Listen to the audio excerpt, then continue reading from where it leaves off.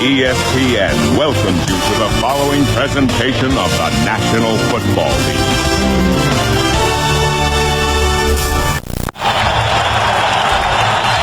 Brian Billick on the left, second year as the head coach of the Baltimore Ravens. On the right, Tom Coughlin, the only coach this franchise has ever had. Steve Lindsay set to kick it off for Jacksonville. Very good kickoff, man. Also doing field goals because of the injury to Mike Hollis. Priest Holmes and Corey Harris are deep to receive for the Ravens.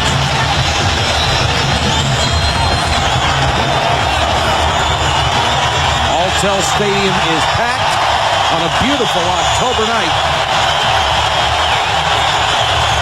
And we are underway in Jacksonville.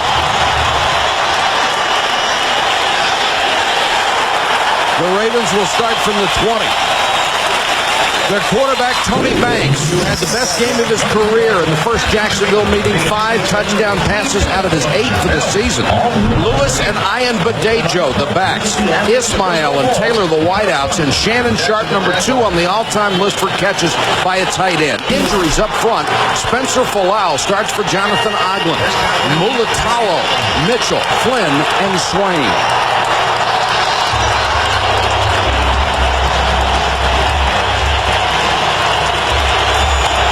Out, and he is by far their best offensive lineman.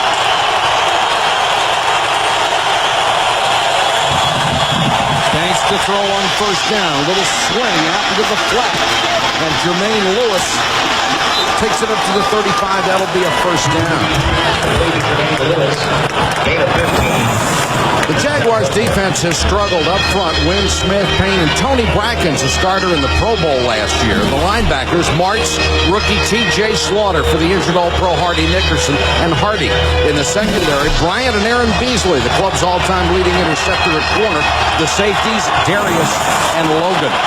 Sharp and Coates now in there as 2 tight ends.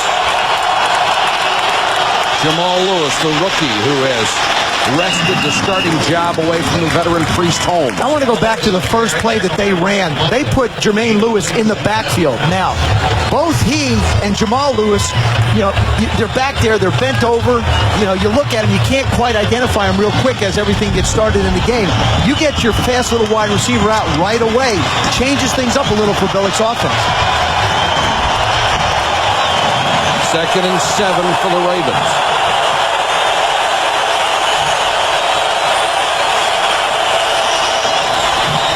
Show blitz and comes with it. Lewis runs out of the tackle. Kevin Hardy couldn't bring him down in the backfield. He gets a couple.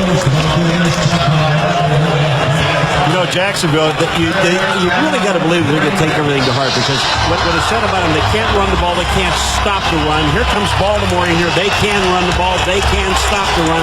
I think, it's a pride thing for this defense in Jacksonville. It's also very important early in the football game to establish whether you can stop or not. Dom Capers wants to. 3rd and 2. They need to reach the 45 for a first down. Banks to throw. Blitz coming and tries to hit Holmes in the flat and threw high and wide. Oh, that's the second. Holmes came out of the backfield. Priest Holmes, there wasn't a soul on him. All he had to do, he's got pressure coming up from his right-hand side, but all you got to do is just get the ball floating in the air. Tony Banks is back, and he's got Priest Holmes looking to his left. All he has to do is just flick it out there. Look, there is not a green shirt out there. So the Ravens will punt with Kyle Richardson, the rookie out of USC, R.J. Soward, right to this 10. Returnable kick. Soward back to the 7. And only makes it back to the 14-yard line. A return of 7 after a punt of 49. Jacksonville will start deep in its own territory when we come back.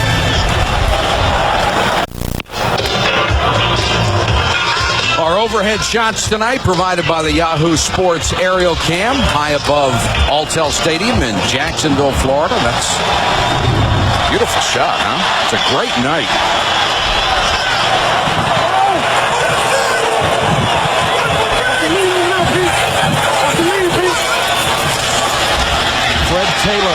toss. Taylor across the 20. The Jaguars have Mark Brunell at quarterback. The three-time Pro Bowler has struggled with consistency. He's been hurt by the lack of a running game. The backs are Taylor and Shelton. The receivers, Jimmy Smith, who has torched the Ravens throughout his career, McCardell, and Brady, the tight end. They've had problems up front. All-world Tony Baselli, still not 100% after knee surgery. Meester, Smith, Stye, and Wiegert.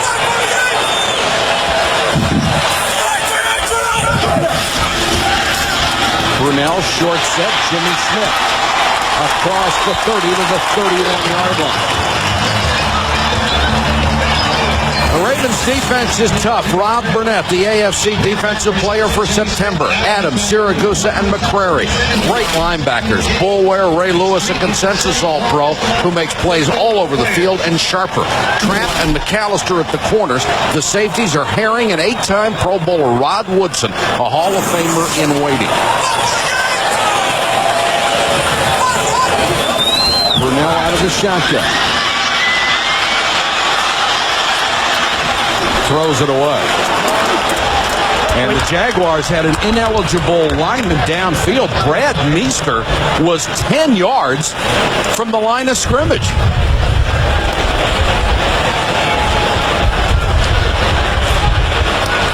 That's Meester. He was down 10 yards. It was supposed to be, I think it looked like a screen.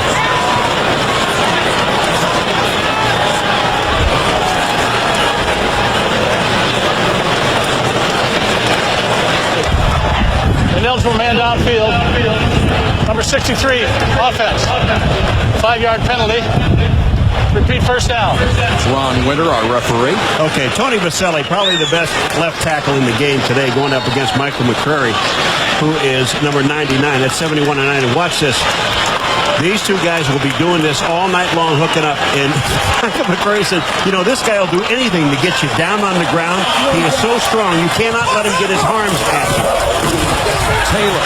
Nice little stutter step to get outside. Fred Taylor, and another flag is down. Yeah, this is going to be a clip in the back or a push in the back by the wide receiver.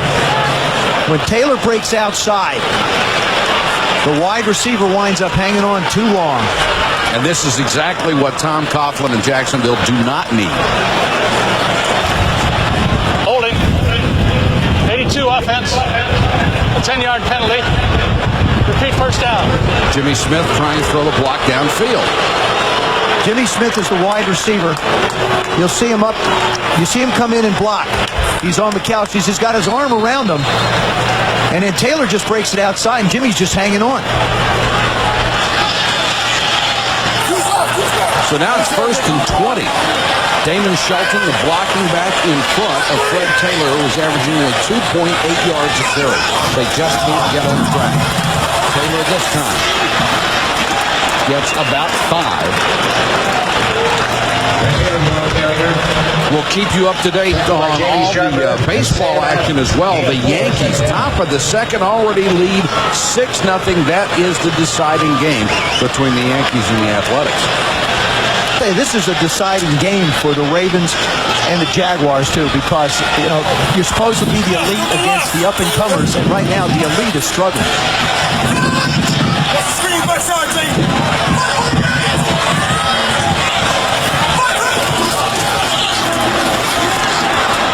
Brunell with good time to Brady, the tight end, up near the 35-yard line. You know, Joe, in the opening you said if Brunell has to throw 50 times, they're not going to win this game. If the offensive line holds up like they're doing now, he'll be able to throw 50 times. Well, he's going to have to find the tight end and the running back. Here, Brady works out a little bit in the flat with his 17th catch of the year. That's a lot for a tight end in this offense. Tony Baselli. Take a look at this. I'm telling you, this is going to be a battle all night long. These two guys are going to be going at it. Soward, number 81, is in as a third wide receiver on 3rd and 6. Three-man rush. They drop 8. Brunell the hands of R.J. Soward, and that has been the problem. It has been a glaring problem for Mark Brunell. They're trying to get Soward involved in this offense. Coughlin has said, I would like to see him a bigger part of it. The problem is when he gets opportunities like this to make plays, he doesn't make them. That is a catch at this level that a receiver should make. And Mark Brunell said he's a little cautious sometimes in throwing to Soward. He'll be more than cautious now. He may never see it again. Parker to punt to Jermaine Lewis, the ever-dangerous return man from the 10. Trying to get to the outside. Nowhere to go. Run out of bounds near the 25.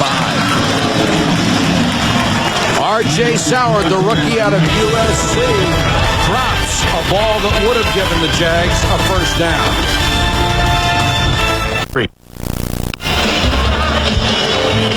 When he was at Minnesota as the offensive coordinator, Brian Billick was handed a daunting task by Denny Green. He said, I want you to combine two of the most prolific offenses in the NFL. Joe Gibbs' offense, which led the Redskins to a couple of Super Bowls, that power running game and the big play potential of the past, and Bill Walsh. I want the West Coast offense incorporated into it. Then he left, and he never said anything to him again for 10 years. And you know what? Brian Billick did it. We'll talk more about that in a second. The Ravens start at their 26.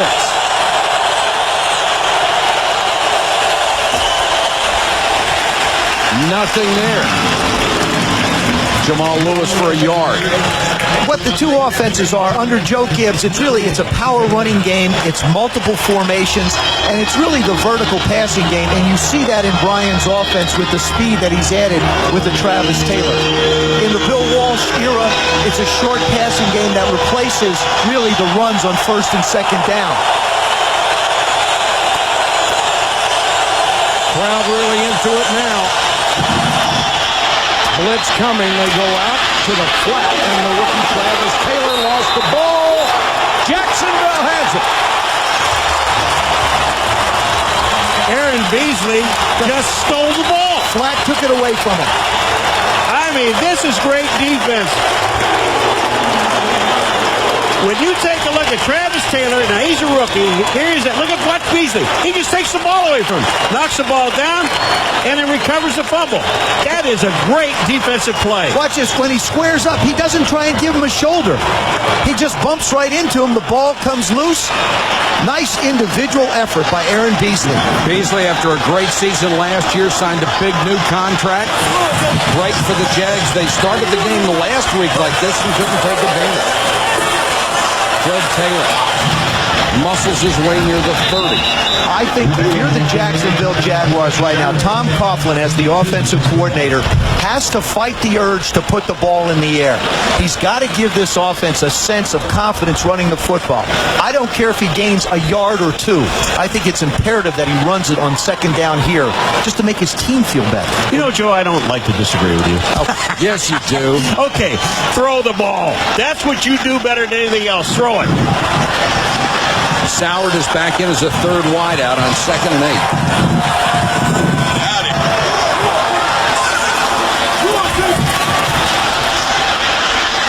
Brunell with time.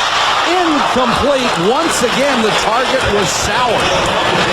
Now, the throw wasn't very good. Now, I would study the film of the Pittsburgh game last week, and Mark Brunell was high with a lot of throws. He does have a left calf problem that bothered him last week that caused him to throw the ball high.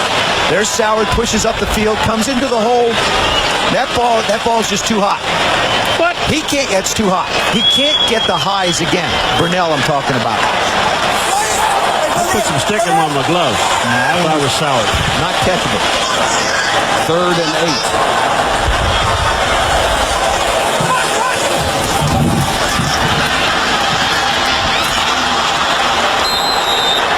That was Soward, and that one appeared to go right through his hands.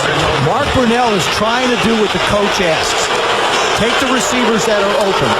But I really believe sooner or later he's going to start looking away from R.J. Soward. Man in the middle, number 81, hooks up, has the first down. He doesn't see it. Mark Brunell is throwing the ball too hard for him to catch it, and that is no excuse for a receiver. He's not getting his head around quick enough to see the ball. Gee whiz. Lindsey will try from 49.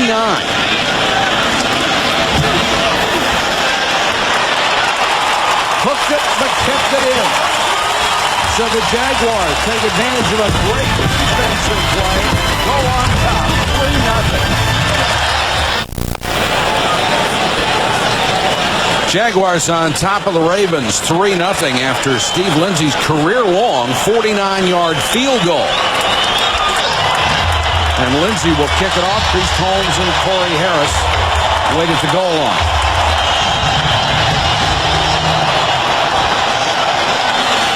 Harris a yard deep.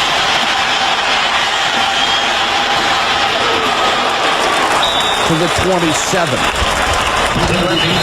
Joe, we talked about Brian Billick combining those two huge offenses when he was at Minnesota. What did he face there? Well, they're very diverse in their styles. Joe Gibbs obviously has one style, Bill Walsh the other. Multiple formations, power running game, vertical passing game. That's what Brian's tried to incorporate. What you mean by regular personnel from Bill Walsh, 2 tight ends, 2 receivers, or a tight end, 2 backs, and a receiver. Run-pass balance. At the end of the season, they want to see a 50-50 balance. And the intermediate passing game, where you're throwing those 8-9 yards, run and catch it, and then run with it after.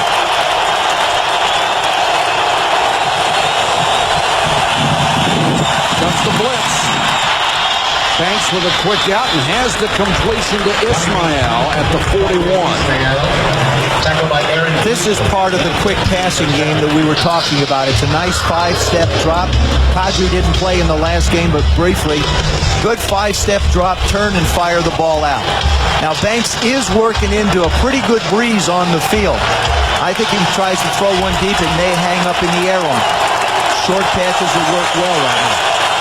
Lewis, the deep man in the eye. Nailed. Brackens. I'm going to tell you what. By Tony Brackens, you talk about making a play.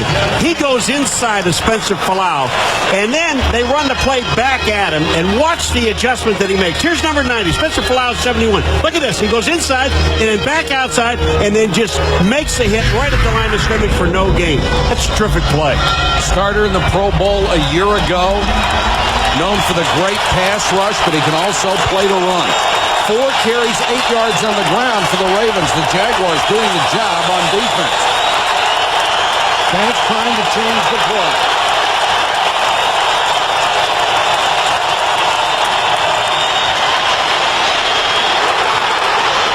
Throws as he's being tackled. Is it a sack?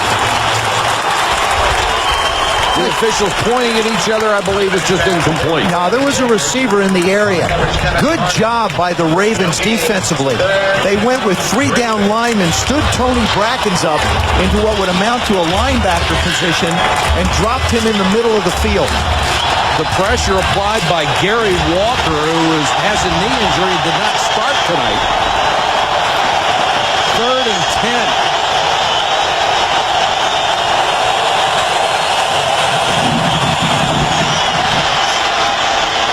Banks throws underneath, incomplete. Intended for the tight end Shannon Sharp, and Fernando Bryant was all over him. Joe, I really think that they have Tony Banks confused because they're putting Brackens up as a linebacker in the middle of the line. They're bouncing him all over. And 3rd down is a down that they like to try and work to Shannon Sharp. That one hits him in the chest, and he just doesn't come up with the play. Richardson, who got off a beauty on his first punt, will kick to Soward.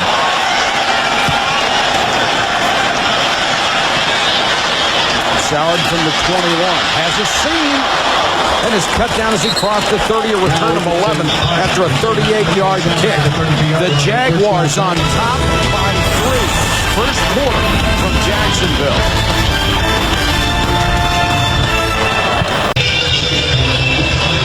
welcome back to Jacksonville, where the Jaguars have a 3-0 lead over the Baltimore Ravens. Now, because wide receiver R.J. Sauer has really struggled to catch the ball early here in the game, many of his teammates are coming over to him on the sideline trying to encourage him to catch the ball.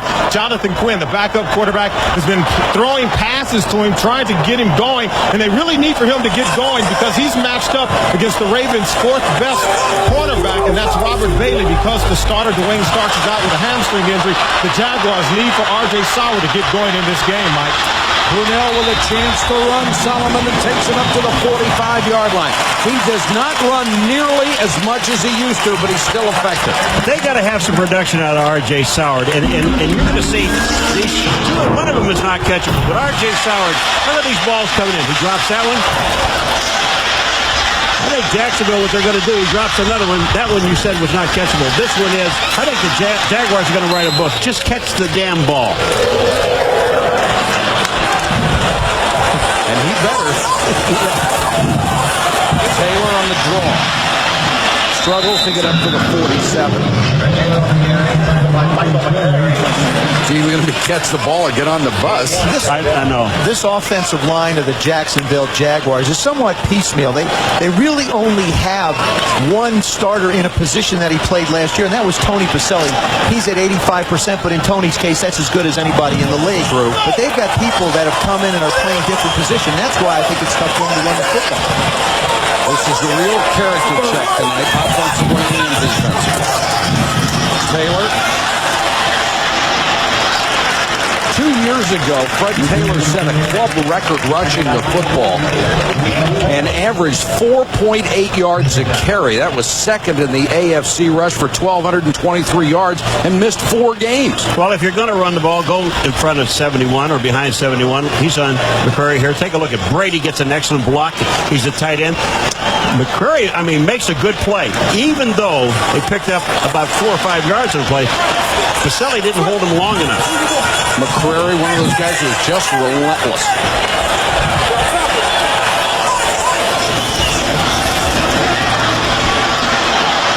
Brunell trying to scramble again, and he will be shy of the first down. That is a situation that, talking to Marvin Lewis, the defensive coordinator of the Ravens, pointed out to me. He said, looking at the pressure that teams have gotten on Mark Brunell, they've just done it by rushing 4, which really creates a problem for Brunell to throw the football down the field when 7 guys are back in coverage. Joe, he was sacked 7 times last week, which tied a team record. He's been sacked 24 this year. That's the worst in the NFL. 6 of those sacks came on 4-man rushes. That's the problem that they're having. Parker to punt to Jermaine Lewis. Off the side of his foot. Way off the side of his foot. This is a classic example where a right-footed kicker should never try to put the ball out of bounds on the right-hand side. That is a punt of 11 yards. Count them. 11.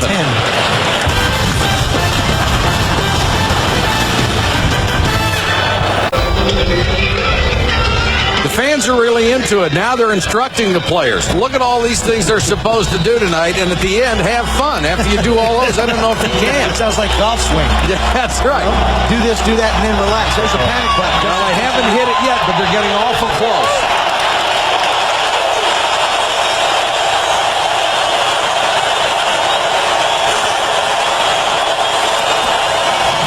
Lewis finally had a little room to run and took it up over the 40. ESPN Sunday Night Football is brought to you by BMW, the ultimate driving machine. By Clarendon. Enjoy the evening, but first visit Clarendon.com. By Nortel Networks. We're building the new high-performance internet. And by Charles Schwab, creating a world of smarter investors. Jacksonville Landing on the St. Johns River. Just beautiful downtown. 2nd and 5 for Baltimore. Banks throws underneath. Sharp. Across the 40.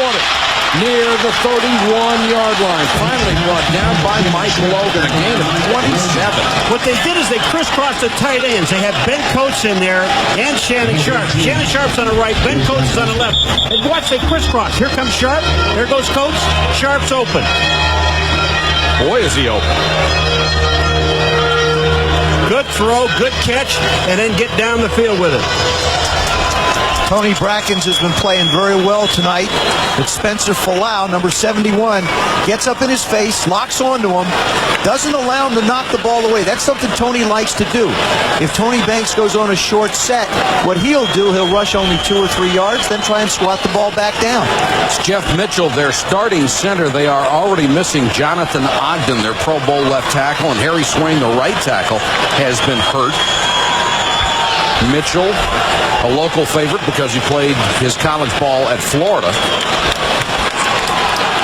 And Mike Flynn is practicing the snaps with Tony Banks. Flynn out of Maine, a third-year free agent.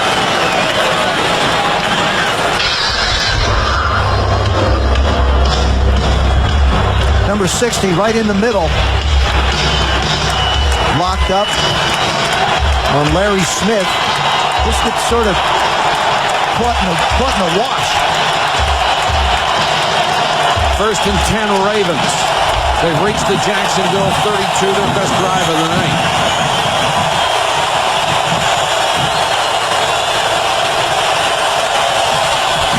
Lewis. Just inside the 30-yard line. Gang tackle there. Jamal Lewis on the carry. I got to tell you, it was kind of fun yesterday talking to Brian Billick about the running guru. National Football League. Yeah, you know, he was really kind of funny about the whole thing. He said, you know, if you can run the ball as well as we've been running the ball, you have to. Because how are you going to look at the defense and say, okay, we're going to go 3 and out, throw the ball, and we put you back on the field? He's not going to do that. But it goes against his nature. Oh, does it ever?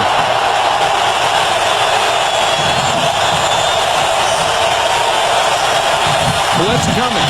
Banks looks for Lewis. He was bumped by Brackens while the ball was in the air. The Jaguars may have gotten a break on that one.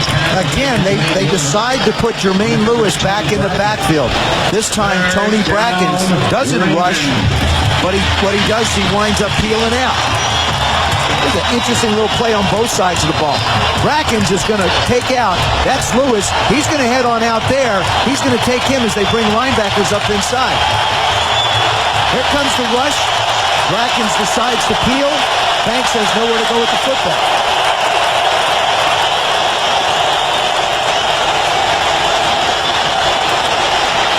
Banks under pressure, throws, incomplete, flags are down. Well, Bryant on the back of Ismail. Well, there's holding in the offensive line. That's 1. Then you got pass interference down the field. That's 2. And what's going to happen? The wash. The wash? The wash and hand signal?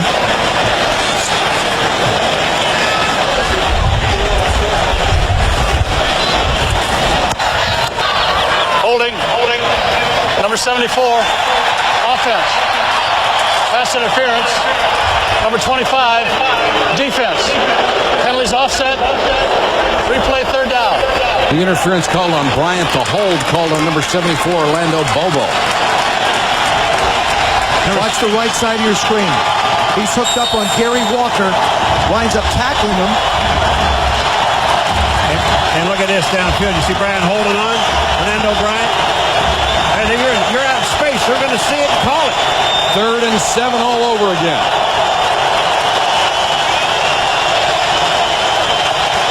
Blitz coming. Now they back out of it. The pass incomplete and drilled is the rookie Travis Taylor. Aaron Beasley with another big play. I'll tell you, not only does the ball draw a crowd, but Travis Taylor draws a crowd. Yeah, after the quarterback draws a crowd. Actually, the offensive line does a pretty good job of picking up this rush. It's 4 coming from one side. Brackens drops back into coverage. Banks does a nice job of hanging in the pocket until Kevin Hardy decides to make him a part of the turf out here. Matt Stover will try a 47-yard field goal. And got it.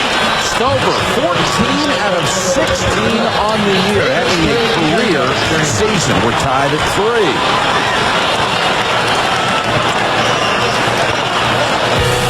ESPN's award-winning series Outside the Lines returns Tuesday night at 7 Eastern with The Coaching Life. Host Bob Lee will moderate a roundtable with coaches Mike Jarvis, Jim Calhoun, and Bill Curry. The show also looks at the profession from the perspective of wives and children and the effect it has on their lives. That's Outside the Lines. You know, we're seeing a lot of wind up high, Joe, but it just seems like, Stover was supposed to be kicking into a wind. The difference, Paul, is that is the closed end of this stadium. When you get to the other end, even though the wind is really, he's kicking into it, it's blocked a little bit. It's when you get down around the 30-yard line where the Ravens are lined up. This is where the difference is. All that would be stadium, but that's all gone. It's on the other end. That's where the wind gets a little tricky, down at that end zone. A field goal apiece. We are tied at 3 with 1:23 to go first quarter. Stover kicking off. That is a live football, and the Ravens covered at the 35. You know what happened? No one in the wedge took... What happened to catch the ball? It looked like a wedge. It looked like a wedge with a ballada ball. But I'm talking about all the four guys that are in the wedge are looking at the ball. Someone's got to make a decision to go up and catch it. It's not the up guys. They're coming back to block. It's the four guys in front. And well, that would have been pretty tough for them to get to, wouldn't it? You have to make an attempt to get to the ball, but no one did it. Anthony Davis did. He's the one who came up with it for the Ravens. A huge break for Baltimore on a really weird-looking kick. Jermaine Lewis in the backfield. He's got the toss. Turns the corner. Stepped out of bounds. So for the second time in the game, they've had Lewis in the backfield. Let's go to Solomon Wilcox. Solly? Mike, as Joe was talking about the wind is blowing to the open end of the stadium. In fact, when they kick the ball off, the Ravens kick the ball right into the wind, just like a golfer trying to hit a knockdown shot. That ball was coming back toward the Ravens, and as you said, the Jaguars never fielded. You have to wonder if the special teams coach for the Ravens called it on the sideline. Yeah. He kicked the field goal further than he kicked the kickoff. I don't think so, Sal. Jamal Lewis, the rookie, back in at running back.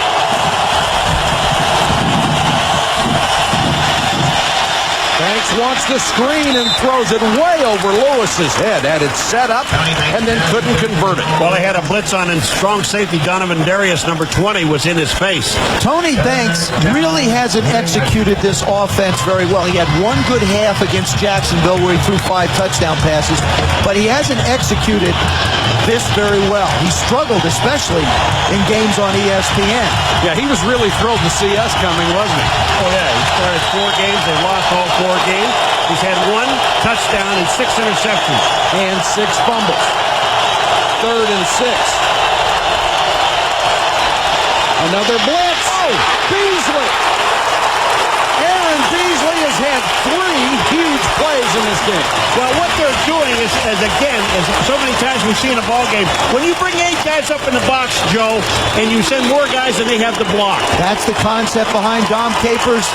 Watch this. He's just going to go flying. I don't need to draw another line. You see number 21.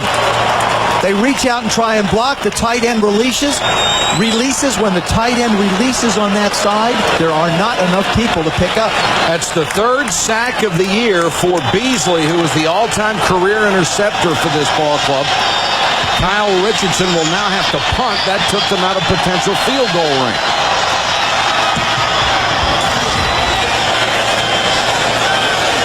And it just gets into the end zone.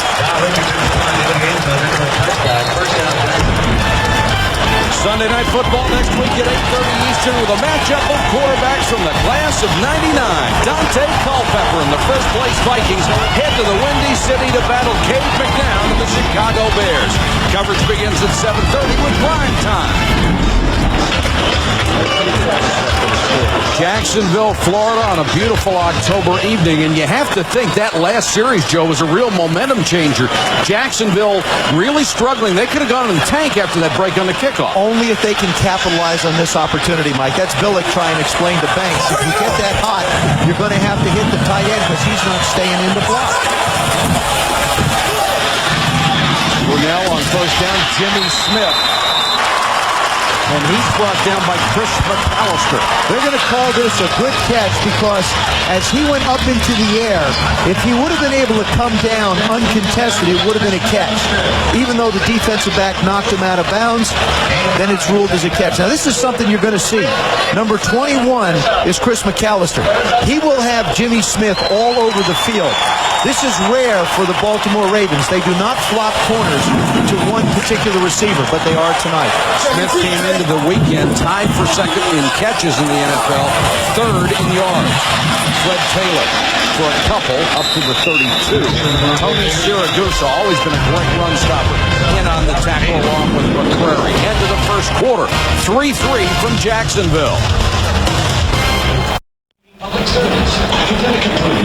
The only losing season this franchise had ever had was its first as an expansion team. Since then, they have enjoyed unparalleled success, 3 division championships, 2 AFC championship appearances. Until now, they've never really faced adversity. No, they did a couple of weeks ago against Indy in the second half. I mean, they looked terrible.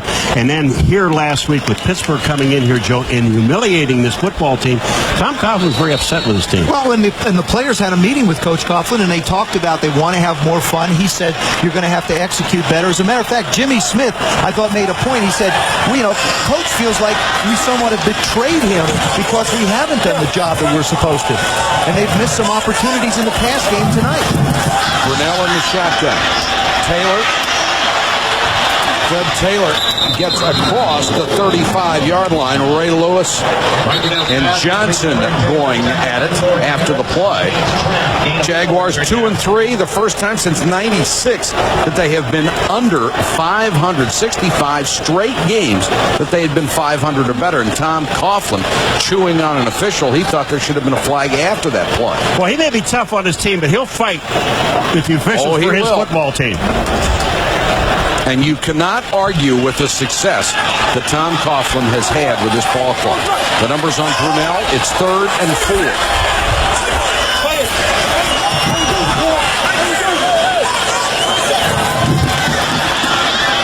Four-man rush. Brunell, McCardell. First down, Jacksonville at the 43. Joe, didn't you get the feeling yesterday when we were talking to Mark Brunell, he came in about running the football, that he himself doesn't have the confidence in this football team that they can run the ball? No, I totally agree with that. And I think if he gets a look from this Baltimore defense and he feels like he has one-on-one coverage with either McCardell or Smith, he's going to check out of it and prefer to throw the football. I don't think he's going to feel that way about Sauer. Pretty tough for anybody to run with Ray Lewis in the middle of that defense. And this time, quickly up, Tim Herring, the strong safety, got him by the ankle. That's the reason why you check out of runs when a safety shows his face that quickly. I also think as Jacksonville decides maybe they want to throw the football more and more, one of the emphasis that Tom Coughlin has made towards Brunell is that he wants him to be able to come underneath to the tight ends and the backs a little bit more. Shelton the blocking back for Taylor on 2nd and 10. Brunell fumbles the snap and then takes off. Ray Lewis all over him as he gained a couple. Really great awareness on the part of Brunell. You know what? These are the little things that are happening to the Jacksonville Jaguars. It's a little mistake here. It's a dropped pass. They had a bunch of them last week as well. Here's the exchange. The ball comes up. It's fine. Jeff Smith brings the ball up, but Mark just falls out of his hand. Now he does the best he can to pick up a few yards. It's the little things that have become drive killers for them. 3rd and 8.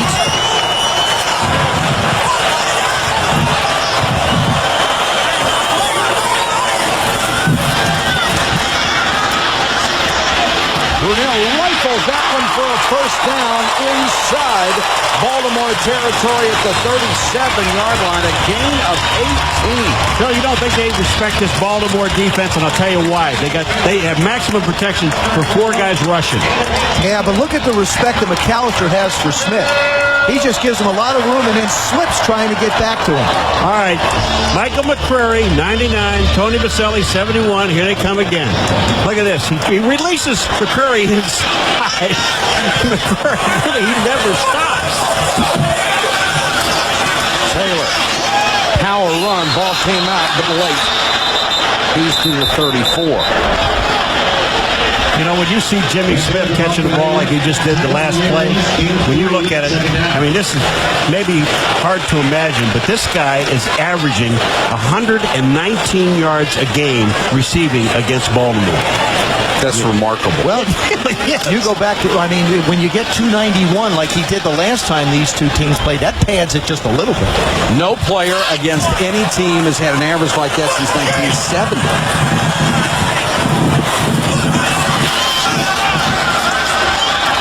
Brunell, plenty of time. That one's tipped at the line and sails incomplete. Oh, he had Sheldon, the fullback, out in the flat. He was just looping out of the backfield, and he never even looked at him. Had he looked at him, they might have had a first down.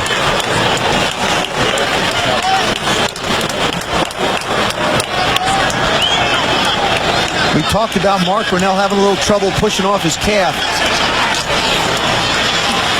And I think it might have just got nicked a little bit there. But that ball was coming out a little bit high anyway. 3 wide receivers on 3rd and 7.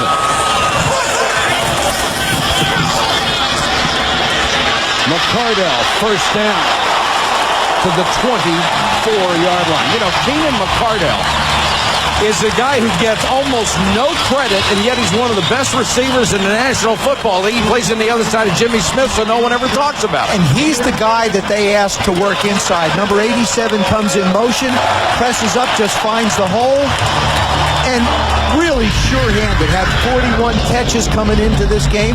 Had a goal of 90 catches for the year. I think he's going to surpass that.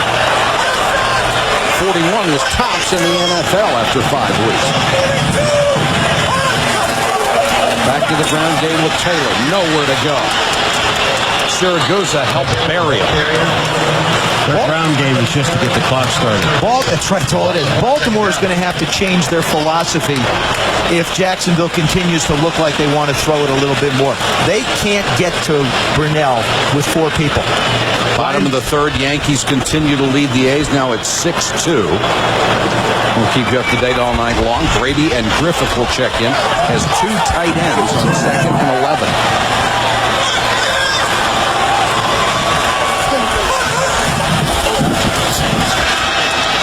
Brunell with time. Taylor to the 22, and Brunell had to double clutch it to get it to Taylor. By Jamie Sharper, Game 3, 3rd down.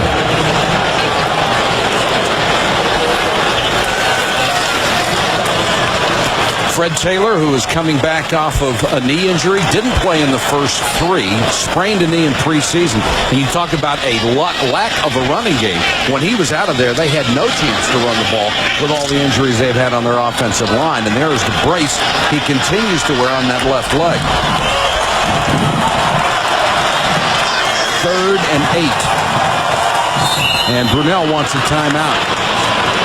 8:54 to go in a rapidly moving first half. We're tied at 3. Angie Baselli, the wife of left tackle Tony Baselli, obviously enjoying tonight's game and her husband's performance. Well, a matchup between Tony Baselli and Michael McCurry is really beautiful. When you see the first 2 plays there, watch Baselli gets the upper hand. Down goes McCurry.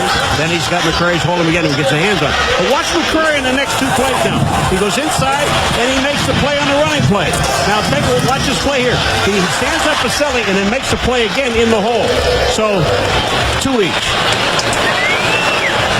McCrary head-to-head 17 of 26 plays against the best.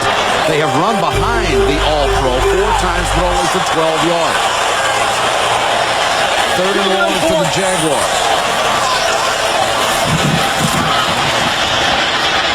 Brunell, Jimmy Smith, first down at the 13. Very nice controlled passing game so far for the Jaguars. Tony Baselli on that play, which is beautiful again. Jimmy Smith working the inside route on McAllister. The Ravens decide to go to zone. I do believe they're going to have to change this philosophy if they're going to get any kind of pressure on Brunell. And down here, I think you nearly need a running game. Baselli, trying to do what he can in the pass protection. Brunell fumbles the snap again and pounces on it. The fumble recovery, 1 for down. Twice on this drive, he's lost the ball. Jeff Smith, the starting center, the third of the season this club has used. They started with John Wayne.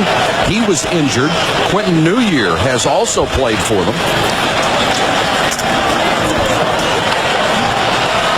And Tom Coughlin to see Mark Brunell hit 7 out of 8 on this drive.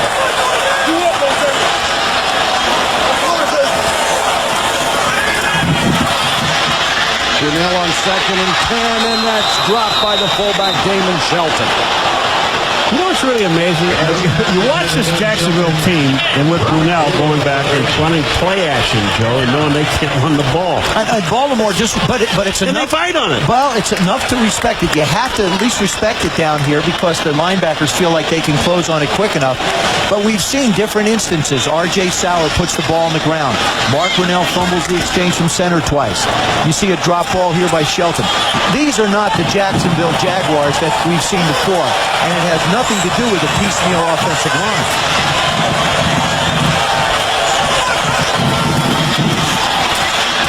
3rd and 10, incomplete, intended for McCardell. And McCardell then walks by and gives a forearm to Corey Harris. He hit him right in the mouth. Lucky they didn't see that. It would have cost him 15. Trying to work the inside receiver. Watch the slot. He's going to run the post, the quick post inside. Oh, yeah, no question. Well, there's a 5-yard bump area. There's a 5-yard bump area. Not when the ball's in the air, there isn't. Yeah, you're right. But if you can get away with it, it works. He got away with it. Lindsey will try from just outside 31 yards. He's already hit a 49-yarder, and he snap-hooked that one. Lindsey into the wind, hooked it. And the Ravens hold. We're still tied at 3.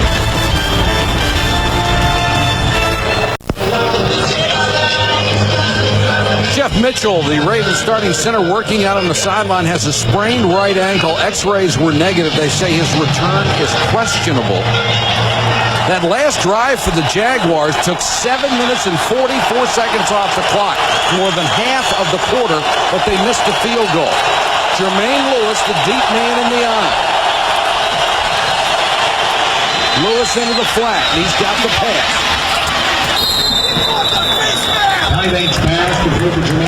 Tom Coughlin at the end of the last drive as Lindsey missed the 31-yard field goal. 17 plays.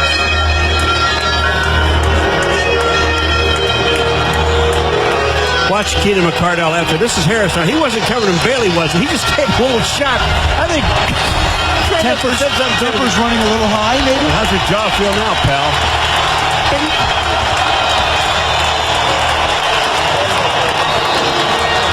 Baltimore has called the timeout. 7:02 to go in a hard-fought game.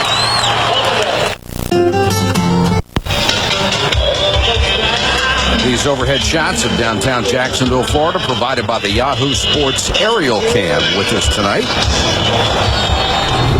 That is Alltel Stadium, which is packed. Tony Banks has 65 yards passing on 5 completions, 57 yards of that after the catch. He's not going down the field.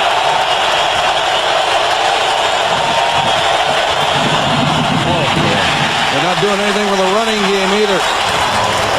Fernando Bryant was right there on Priest Holmes, and also coming through Rob Meyer, the rookie, a backup defensive lineman from Washington State. What Jacksonville is doing, they're going with 4 down linemen, 1 linebacker, and that's Kevin Harding, and 6 defensive backs. But they're bringing the backs up on the line of scrimmage. Then it frees up Meyer. Number 92, he's there to make the play with Bryant, number 25. 3rd and 9. They have only rushed for 17 yards tonight. The number 2 Brown game in the NFL. Blitz coming. Banks with plenty of time and throws behind. Ismail had him wide open. Good job up front. Great job up front. Now, we've seen him throw a screen over an open receiver's head. Now we've seen him throw behind Kadri. Man-to-man coverage. He is so wide open. It's not even close to throw. Look at the protection. Talk about throwing lanes. Got plenty of time. See how that ball just sort of knuckled back to the right on him a little? Sauer deep to receive the punt from Richardson. punting with the wind. Didn't get off a great one. Soured from the 40. And that's where he's brought down. 37-yard kick, but no return. Clarence Love made the fine tackle on special teams. 3-3, second quarter. Here are the stats through a quarter and a half. The Ravens came in with the #1 rush defense in the NFL. 41.8 yards a game. They've already given up 45 and 125 total to the Jaguars, but it's still 3-3.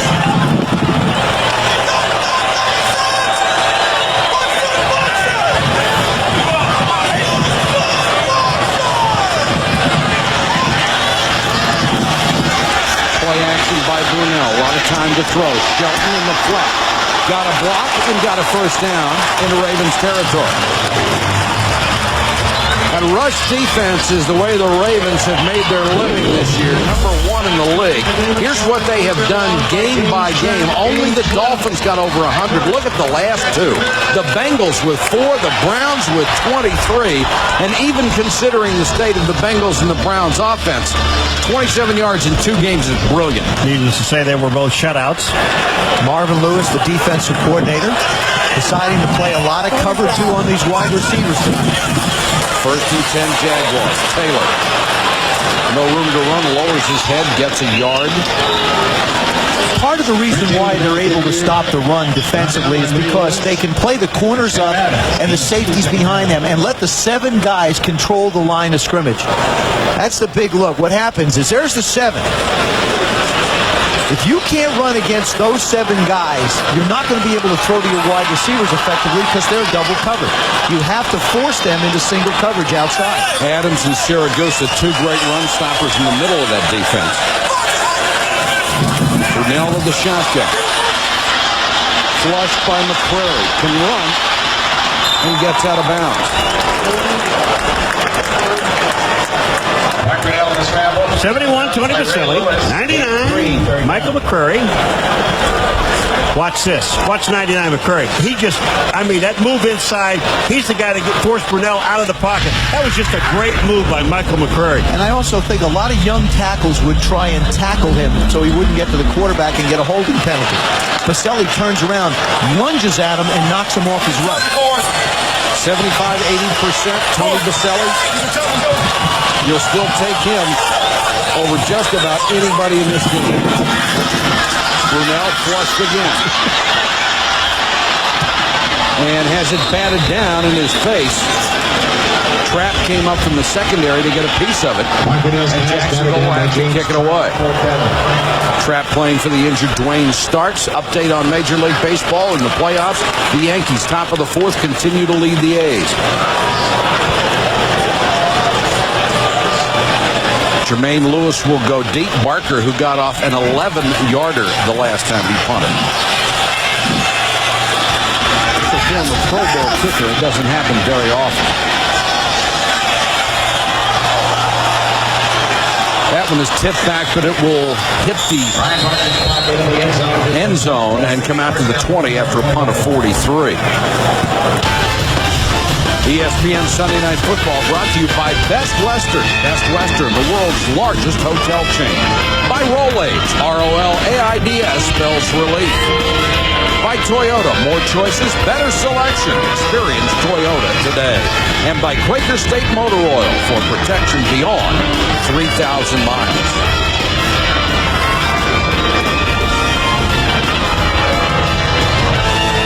Jacksonville is dominating this game. In this quarter, they've had the ball 9 minutes and 20 seconds. The Ravens only won 23, but they've not been able to break a 3-3 tie. Jamal Lewis, the rookie out of Tennessee, up to the 24-yard line. First-round draft choice, the 5th overall pick in the draft. He was set back in camp after a left elbow injury. But because of that high-octane offense at Tennessee, Tony Banks said he has no problems with a rookie in the backfield because he is a very good pass protector. Jeff Mitchell, we understand, the starting center, will not return tonight. Sprained right ankle. Blitz coming. Banks has it tipped at the line of scrimmage. Brackens was actually dropping back in that zone blitz concept and got a piece of it. Tony Brackens is so vital to the concept that Dom Capers likes to employ on defense. He'll rush him standing up. This time he starts to rush inside. Now he just backs out. He does one of the best jobs of reading the quarterback's eyes. A little better hands and he'd had himself another interception.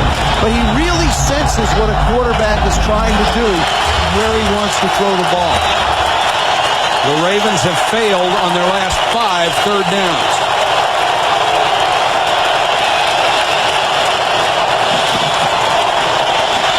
Banks in the flat, not a good throw, and Ian Badejo had to stop to make the catch, and he's buried by Hardy.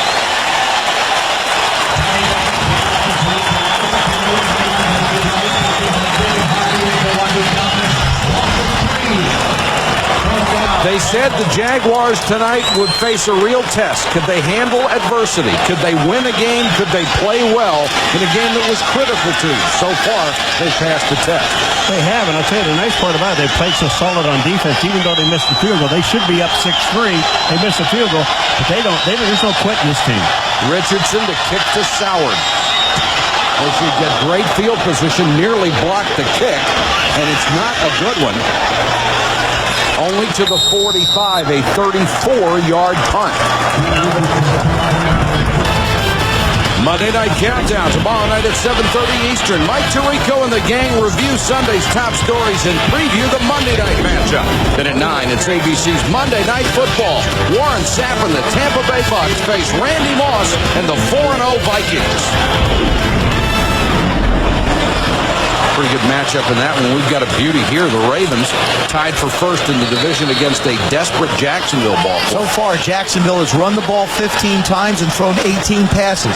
It's the kind of balance that Tom Coughlin would be looking for, but not the kind of production. Anthony Johnson, the running back beside Brunell. He'll get on the draw. Johnson into Baltimore territory at the 47. Will bring up 2nd and 3. Rob Burnett chased him down. Gain of 7. Second down. Let's look at this. The first time tonight from the umpire cam, now you get a chance to see the hole open up in the middle of the field. And that's just a really nice run by Anthony Johnson at the 23. Brunell right back to action to Jimmy Smith, and Smith makes the catch down to the 37-yard line. What a great receiver. Going to 2 minutes, but didn't you have the feeling yesterday when you talked to Jimmy Smith that he is really upset with what's going on down here? You're talking about a guy, there was no smiles at all in him. He wants to win. He's used to winning, too. Brunell is catch by McCardell. And Keenan McCardell down to the 29-yard line. That will bring us to the 2-minute warning. Jacksonville is on the move again against one of the best defensive units in the game. Tossed 2 touchdowns as the Panthers. Chris Berman coming up at the half with the Hyundai Halftime Show, our SportsCenter in-game segment, the fastest 3 minutes in television. And the teams are set for the National League Championship Series. You see the Mets and the Cardinals fight it out for the National League pennant. Bobby Valentine working magic in New York again. 2nd and 3 for Jacksonville. Johnson again back to Brunell.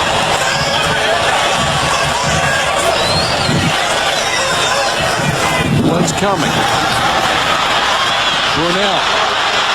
25, 20, slides at the 15. He's nailed from behind. That'll be a personal foul. There is also a flag down earlier.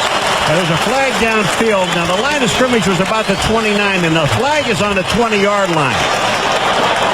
When you slide, you are protected as a quarterback, and he was hit late. Corey Harris came in and drilled him.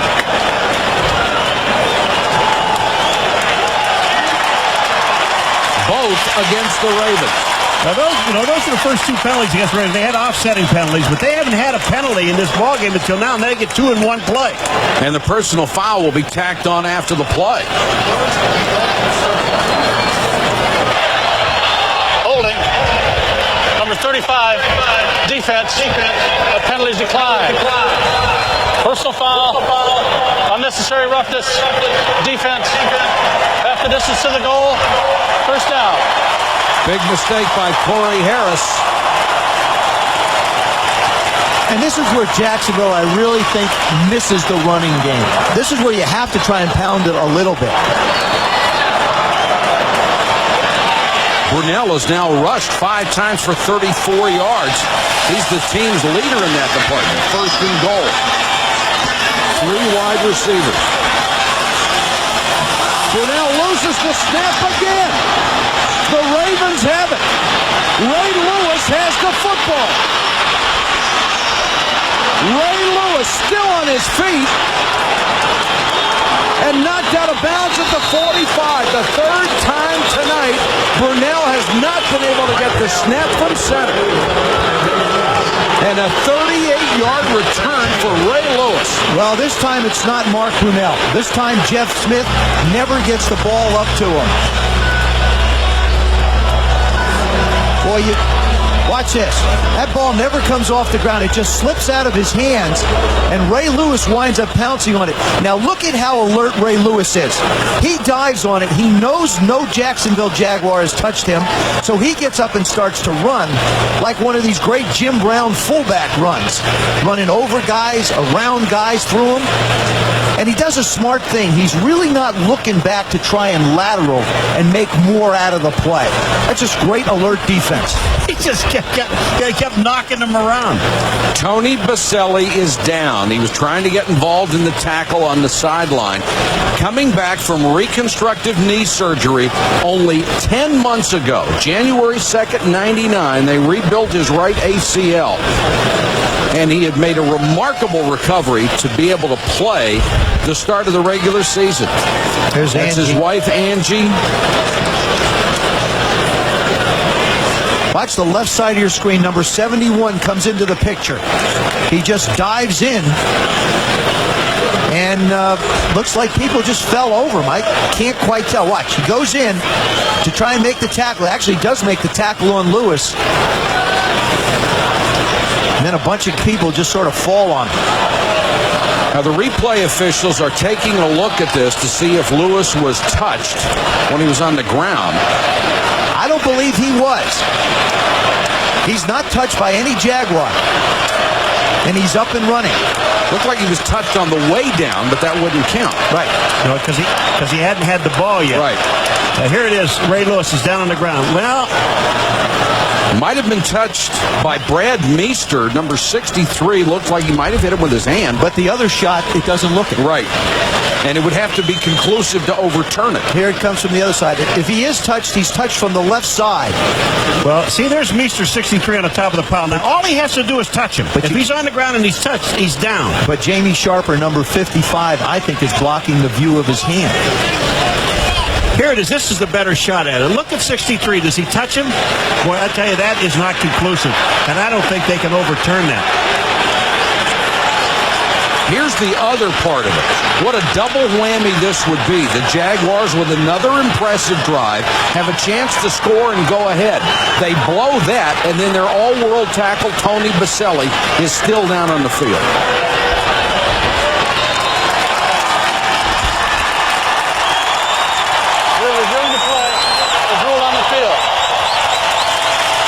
Baselli is up, gets a standing ovation. He said he's all right. Yeah.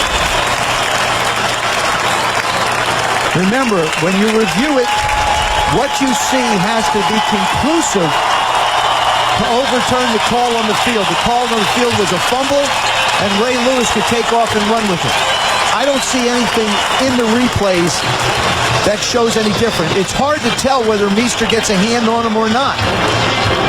You know, it looked like Meester was reaching for the ball and never touched anything. Right. So Ray Lewis does a smart thing. He's just reaching for the ball. Ray Lewis just gets up and starts running. They can't. This ball is going to be right where it is. Well, from that angle, it didn't look like Meester could possibly reach him.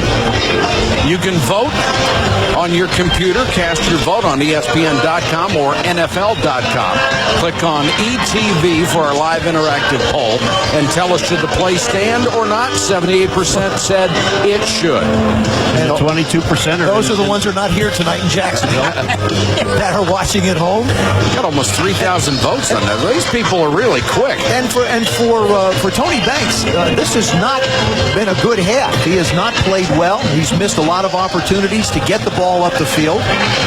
And Tom Capers defensively, his Jacksonville Jaguars have thrown a lot of different looks at Banks. Ron Winter continues to review the play, and now he's made his decision. Tony Banks doesn't play any better. He'll never come on Sunday night with us again. No, he's already said he won't.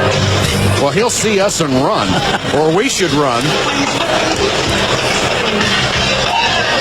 But just to refresh your memory, Tony has played in 5 games against Jacksonville. 4 he started. They lost that 4. They lost the 1 that he came into the game. After review, the ball carrier is ruled down by contact.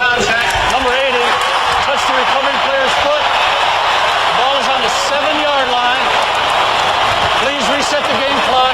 They're saying Kyle Brady, number 80, hit his foot when he was down. We'd have to look again because I never saw Kyle Brady in the picture. I saw him come in, but okay, watch number 8. He's going to come in from the left side. He's the tight end.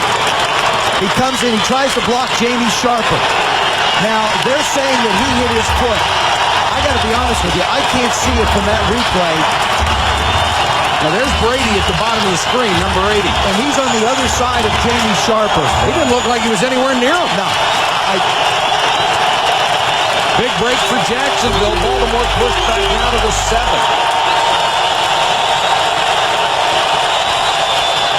Banks double pumps and throws it away, intended for Ian Badejo. Let me correct something. I said Tony Banks against Jacksonville 4 times he lost. Tony Banks on Sunday night.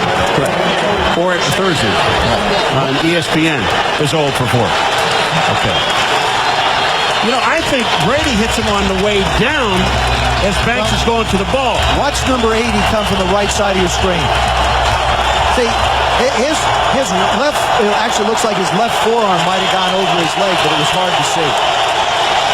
Chiron Stiff, the rookie, is in at running back. He'll get the ball, and he's buried.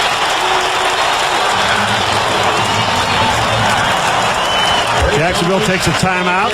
Ronaldo Wynn came in from his left end spot and really buried Priest Holmes, the ball carrier. Loss of 2. College Game Day kicks off your football Saturday next week at 11 a.m. Eastern. Then at noon, Drew Brees and Purdue against Northwestern. At 7, an SEC battle between Ole Miss and Alabama on ESPN2. We start at noon with Minnesota and Ohio State. And at 6, Maryland against Clemson. At 9:30, it's UNLV and Colorado State. A full day of football.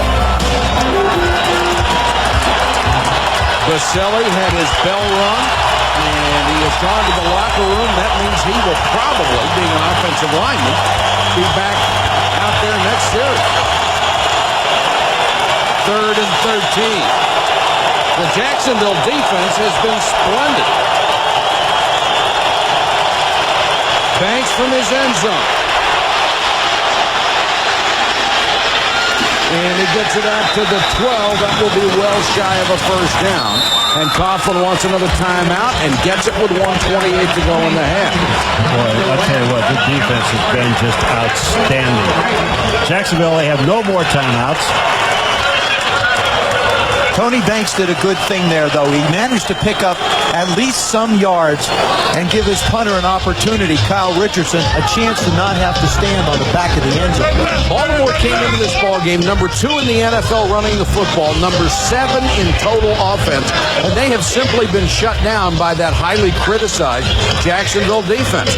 Brian Billick talks about the Ravens' 3 shutout victories in his weekly NFL.com diary. You can log on to that on NFL.com. And Billick is just such a fascinating person to talk to, and I'm sure to read what he has to say on the internet. Very bright guy, has some great concepts for football. 4th and 6, Soward stands at midfield. Richardson will kick it from just outside the end zone.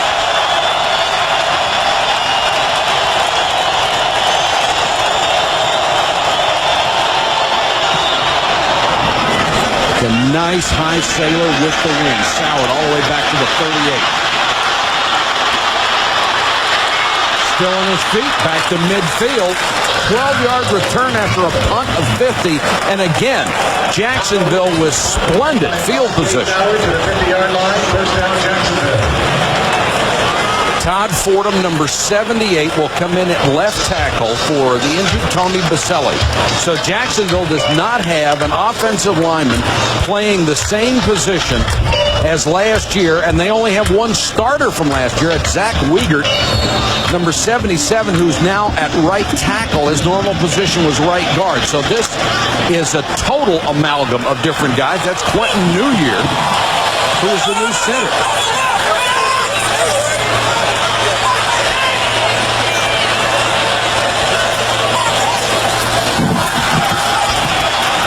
Brunell with time. He's got Taylor who fumbles the ball. Fred Taylor with the fumble. It's picked up by Robert Bailey. Bailey still on his feet to the Jacksonville 33. A return of 28 yards. Holy cow, what else can happen to the Jaguars? Jacksonville's defense has kept them in this game, and the offense has done everything they can to give it away. And Coughlin just can't believe it. Just cannot believe it. Fred Taylor coming out of the backfield, throws to the back, he gets hit. Nice job by Fuller, he knocks it away. Bailey picks it up and takes off running. And it didn't look like Corey Harris really got a good shot on the ball. Corey Harris, yeah, well, what he did is he just sort of worked his hand around and punched it out. Can the Ravens take advantage? They'll start from the 33. Banks throws. Ismail with the catch. Fighting for extra yardage. He's down to the Jacksonville 21. And Baltimore will use the timeout to stop the clock with 28 or 52 seconds to go. It's absolutely amazing. The Jacksonville offense is supposed to be one of the best offenses in the league, or they were at one time. And they've made, you're right, Joe, they made every mistake you can possibly make. They've given away scoring opportunities. They've given away 1st and 10s that create long problems. I mean, their defense is playing outstanding tonight. Of course, Tom Coughlin, he just is in total disbelief of what he has seen. But, Joe, in spite of those mistakes, they are moving the football. They just cough it up when they get close. But they have to be concerned because they have not played well in the second half. I mean, that's really where they've fallen down a lot on both sides of the ball. And as far as Baltimore goes on offense, this is where Tony Banks has done a good job of protecting the football, not making the turnover, not making the fumble that gives the ball up when they have a scoring chance. Well, the last 4 possessions for Jacksonville, before that one with the fumble, 3 and out, 3 times in a row, and then 1 and out. Jermaine Lewis in as a wide receiver. He's number 84 to the far side. Thanks to Ismail. He's to the 14. The Ravens have 1 timeout left. Tackle made by Jason Kraft. The wind would not be a problem for Stover. It would be at the Ravens' back. And Banks will kill the clock with 33 left. Baltimore still has 1 timeout left.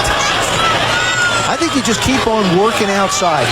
They're in no hurry to have to worry about trying to get somebody out of bounds. But when you get to the 14-yard line, the red area, I think the guy that you really have to focus on if you're Jacksonville defensively is going to be Shannon Sharp.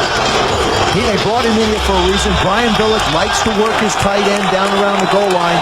He's the guy that you have to be aware of. 33. Sharp is the guy who caught the game winner the first time these teams played. He stays in the block this time. Banks in trouble. Gets away. Throws for the end zone and just threw that one away. Shannon Sharp should have released on a pass. Is that what you're saying? Well, yeah, they bring Shannon Sharp in to catch the ball on 3rd down situations. Well, they ought to teach him how to block. Watch Shannon Sharp. Get beat. Excuse me.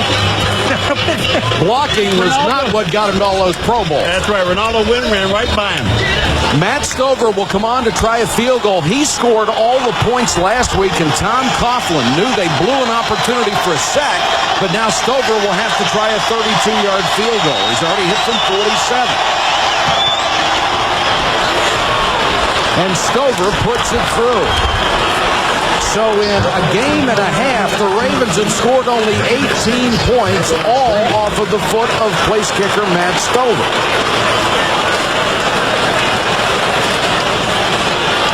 I'll tell you what, they only had 12 last week and they won the game. They don't care how they win, as long as they win. No, there isn't enough room for an explanation, just whether you win or lose. But they have been dominated in this ball game and lead at 6-3. I'll give a lot of credit to Jacksonville's defense. I think they're playing terrific tonight. But I also feel like that this Raven offense is nowhere near as efficient as it's going to have to be if this team wants to call itself a contender. I mean, you just can't rely on your defense. Jacksonville at least has the potential with Brunell, McCardle, and Smith to be able to go down the field.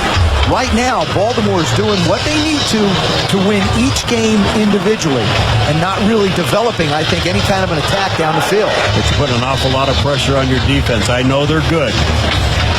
Seems a lot of people have thunder and lightning, but this one has always provided some pyrotechnics down here. Smith and McCardle. Squib kick hit by one of the up men, and then Shelton will go down and down it with 19 seconds to go and pushing and shoving after the play. Shelton downs Matt Stover's kickoff. Jaguars ball for 28 first down. Some of the scenes from Jacksonville. It's Friendship Fountain by the waterfront. Hey, oh, I hear water. Paul, did you leave the shower running again? You didn't. You left the hotel and didn't turn it off again. Look at that. Beautiful city. It's a great stadium. Used to be called the Gator Bowl, renovated when the Jaguars came to town. First and 10, 19 seconds left. They have no timeouts, and they're not, with all the mistakes they've made in the first half, I don't think Tom Coughlin wanted to see another one. He just wants to get to the locker room down 6-3.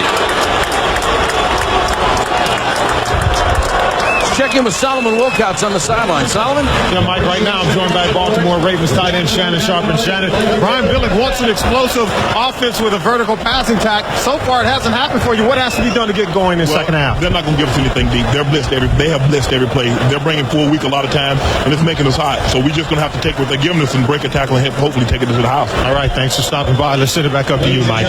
All right, thanks, Solomon. That's the end of the first half. The score, the Ravens 3-6, the Jaguars 3. Let's join Chris Berman for SportsCenter In Game, the Hyundai halftime show.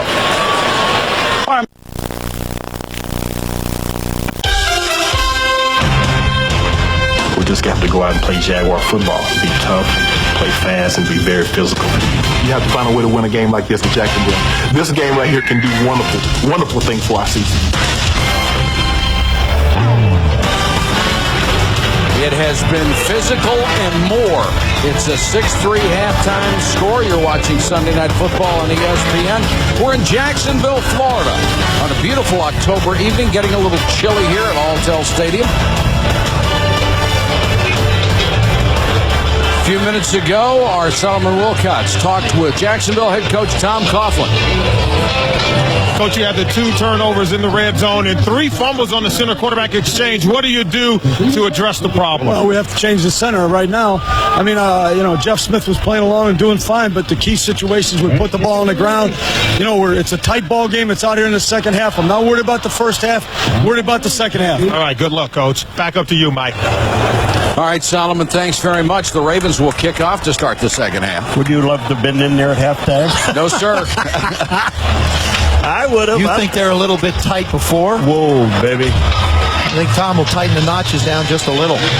Chiron Stiff and Stacy Mack are back to take the kick. Stover will be kicking with the win.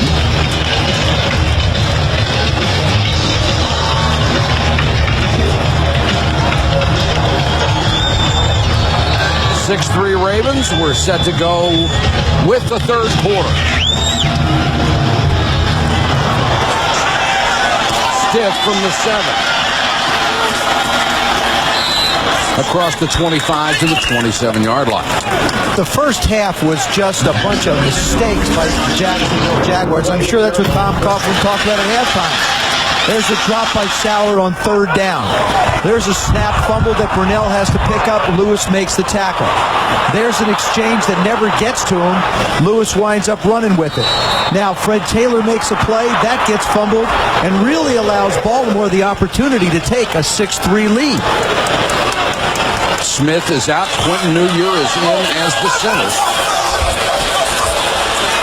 Taylor barely got the handoff as Brunell stumbled out. He may have been stepped on by the center. That's all Coughlin would have needed to see Brunell fall on the bottom. Here are the first half stats, and the Ravens have gotten only 100 total yards in this ballgame. Literally, they have been dominated by Jacksonville, but because of the Jaguar mistakes, the Ravens have a 6-3 lead. Look at that third down conversion. 0 for 8. Or lack thereof. Lack thereof. All-pro Tony Baselli back in at left tackle. Had his bell rung in the first half. Brunell dropped the snap again. The most fundamental play in all of football, and the Jaguars have been unable to execute it 4 times in this game. Whether it's Newyear or Smith or Brunell, these are the things. This is the first thing you do when you get to training camp. You work on exchanges between the quarterback and the center. Ravens football.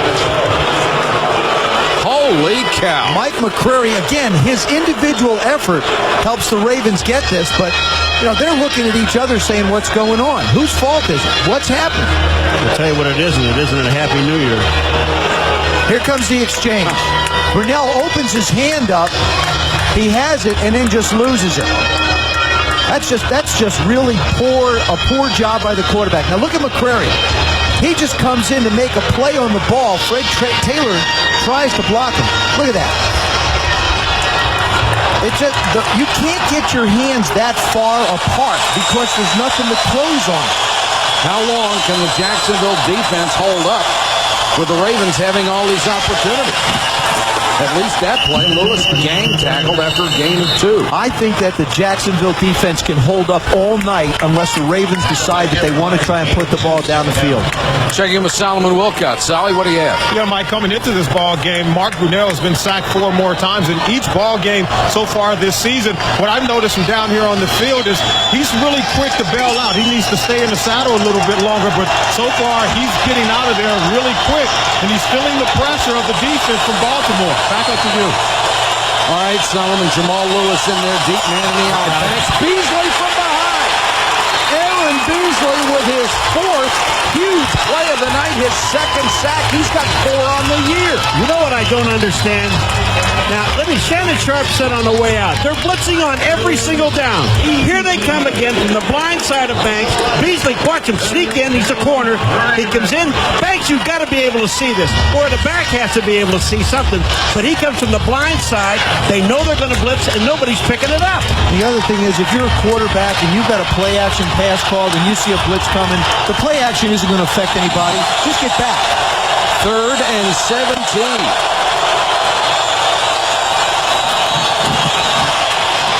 Banks with time, goes over the middle. Ian Badejo makes the catch, but only back down to the 25-yard line. That's going to set up the field goal try for Stover. I want to see a touchdown tonight. Well, last year they had a 6-3 game here. Maybe they think this is not a replay of last year's tape, but the score's the same, at least right now. Stover's hit from 47 and 32. This time he'll try from 43. He's only missed 2 all year long. Perfect again. Mistakes plaguing the Jaguars. Their defense keeping them in the game. To accomplish personal goals and be an inspiration to others. Here are the numbers on the quarterbacks. Brunell's numbers look pretty good. 13 out of 20, 119 yards. He's had a couple dropped, but it is the 4 fumbles on the center quarterback exchange that have plagued him tonight, and that wipes out just about every other good thing you do. And Banks is 9 for 20. He's had a lot of guys open, hasn't been able to get the ball to him. Short kind of a squid kick. Stacey Mack picks it up. Mack still on his feet across the 30 to the 32. Sunday Night Football next week at 8:30 Eastern with a matchup of quarterbacks from the class of '99. Dante Culpepper and the first-place Vikings head to the Windy City to battle Cade McNown and the Chicago Bears. Coverage begins at 7:30 with prime time.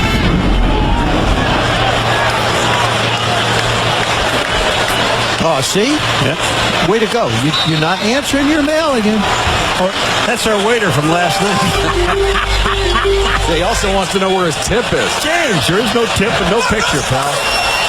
3 wide receivers in. Brunell. On the run, McCardell makes the catch up at the 45. Woodson flew by trying to take a shot at the ball. You can only imagine how frustrated Tom Coughlin must be. He knew his team had to have a gut performance tonight. They've done it, but they just keep putting the ball on the ground. Keenan McCardell fights through Bailey, just sits in the hole now as Brunell continues to scramble. Woodson just takes the wrong angle coming up.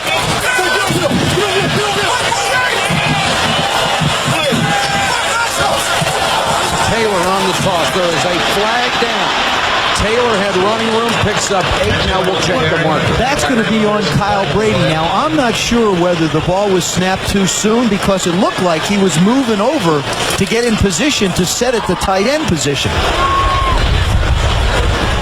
And it is motion. I mean, he turns up like they usually do when they shift as opposed to just go in motion.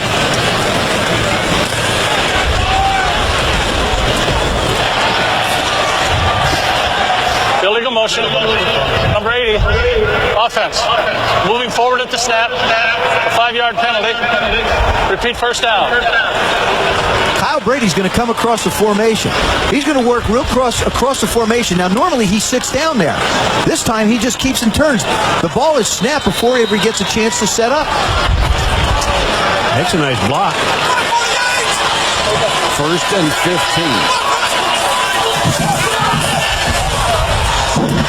Brunell, Taylor over the middle.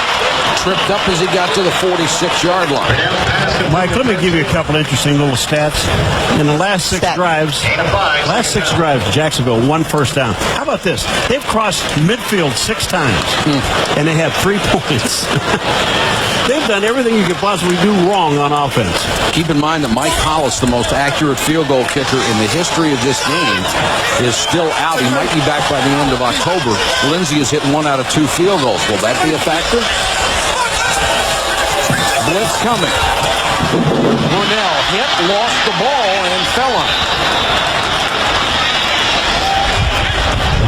You know, I really think that Mark Brunell, he has nobody really to go to and talk to. This is a team that does not have an offensive coordinator.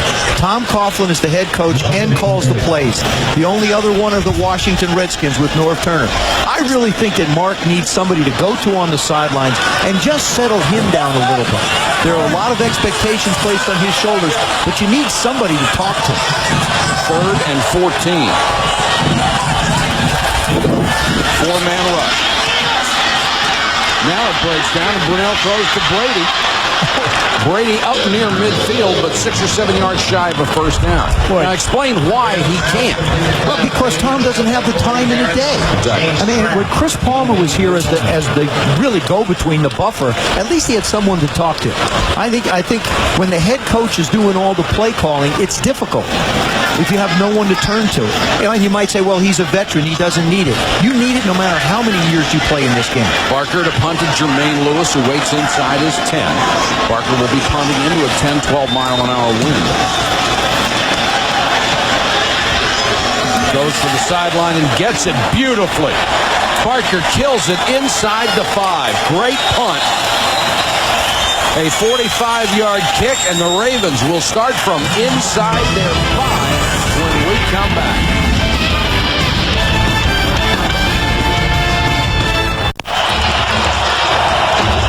Baltimore is off to a terrific start, especially in the division. A win tonight would make them 5-0 and make it virtually impossible for Jacksonville to catch them because they would have a season sweep and the tiebreaker on the Jaguars. It's a huge game for Jacksonville. They can ill afford to lose another one at home.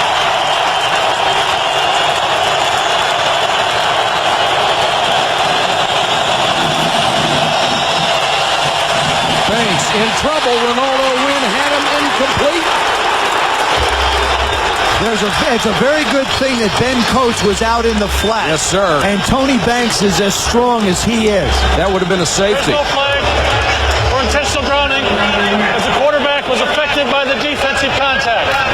certainly was affected by the defensive contact. Ronaldo win. Well, he's been affected all night by the defensive contact. You look at, he's trying to go quick to the outside. That's not there. Now he's got to get rid of the ball. You're right, Joe. If he isn't that big and strong, he doesn't get that thing out of there.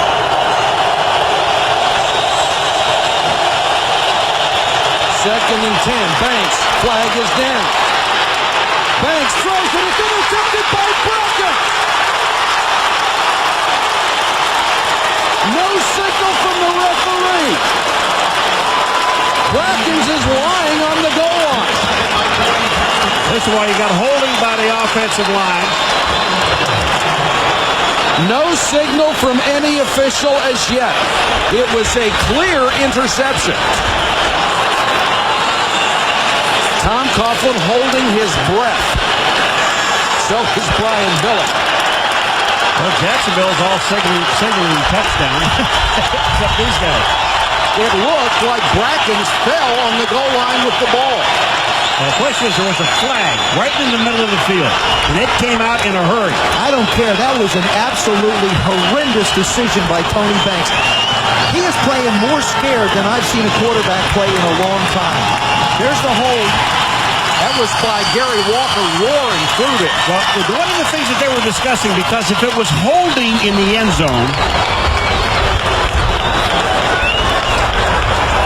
it's a safe, automatic safe. If they call it holding in the end zone. But you would turn that down and take the interception. Now he's saying it's a safety, or you can have 1st and 10 on the 1. And the way Jacksonville offense is going, I'd almost take the 2 points. Yeah, but it still puts you down. No, I don't think so. I know. I can't see why this is taking this long. You know what you do as a player? You don't even listen to the explanation of the official. You look to the sidelines and see what Coach Coughlin wants to do. Well, the question is, did Brackens score? There's never been a signal from an official. Now they're going to come over to Tom Coughlin. This better be what he wants to hear. Oh, it better be.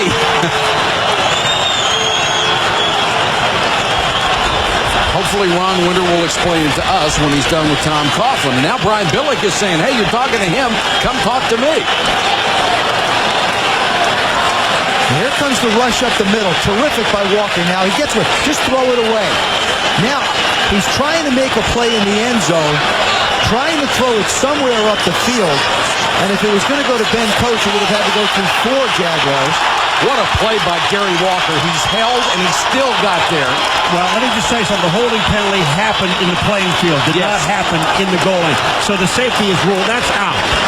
So what could the problem be? It could be Jacksonville's ball on the 2-yard line. It's not that hard, guys. Really. Unless they're telling Tom Coughlin that he doesn't get the football. Well, if he tells him it's a sack in the end zone, wow, that is really going to upset him. As far as we can tell, there was no whistle to indicate a sack. Here he comes. There's a hold, number 74 of the offense. The pass was intercepted. The Jacksonville player fumbled the ball short of the goal line. The ball rolled into the end zone, was recovered by Baltimore. The result of the play would be a touchback. That's right. If Jacksonville takes the penalty, it would penalize half the distance to the goal. We'll replay the down. He's still second down. That is unbelievable. Well, the thing we couldn't see was the fumble. And there was no sign from anybody that there had been a fumble recovered by Baltimore. And that's another huge break for the Ravens. No kidding. Look for the fumble. Watch number 90. Look at the left part of your screen. Brackens is number 90. He's moving to the left. Ball's batted in the air. Oh, he's down. Wait a minute. He's down and he's got the ball in the end zone. But he doesn't have, I think they're going to say he doesn't have control. Oh, he did. Because he intercepted the ball in the middle of the field. He's got control of the ball. Watch it. Here's the control. Now he's running with the ball. Oh, that's a touchdown. That is a touchdown. There was no fumble until he's down. Here's the control. He has it in his hands. Now he leaves the ball over. It's already over the goal line. That's a touchdown. Or at worst, it's his possession at the goal line. Well, they said he fumbled it into the end zone. I know, if Mike. they don't overturn this one with the benefit of instant replay, there's going to be a riot here. You're going to have 73,000 people. Here it goes. Now, does he have control of the ball? Right? Yes. Here he has. See, he has control of the ball. Now, what? Now he leaves it over. He's got it in his hand. He's got control. The ball is over the goal line. Is it over the goal line? Does it hit the knee? I think that's the question you have to ask. I think the only thing you can rule is it's either a touchdown or he is down and they've got the ball at the goal line. I don't see how you can say fumble. And let me just say this. When the officials review it, if something else comes up in that replay that allows them to make a decision, they also can do that. For example, if they're reviewing this to see if it was a touchdown or not, and it looks like he is down by contact before that, right, they can make that decision and give Jacksonville the ball on the 2-yard line. Well, the only thing all these people something to think about are voting. The only thing we haven't had on this play is someone on the grassy knoll. I guess the question is this a touchdown? I'm going to tell you right now, he has control of the ball in his hand. They call it a fumble. Now watch. He's going down. The ball is over the goal line, Joe. I'm sorry. That's a touchdown. His knee is on another player. He's not down. That's a touchdown. His thigh is on the helmet of a Jaguar. So he's really not down by contact.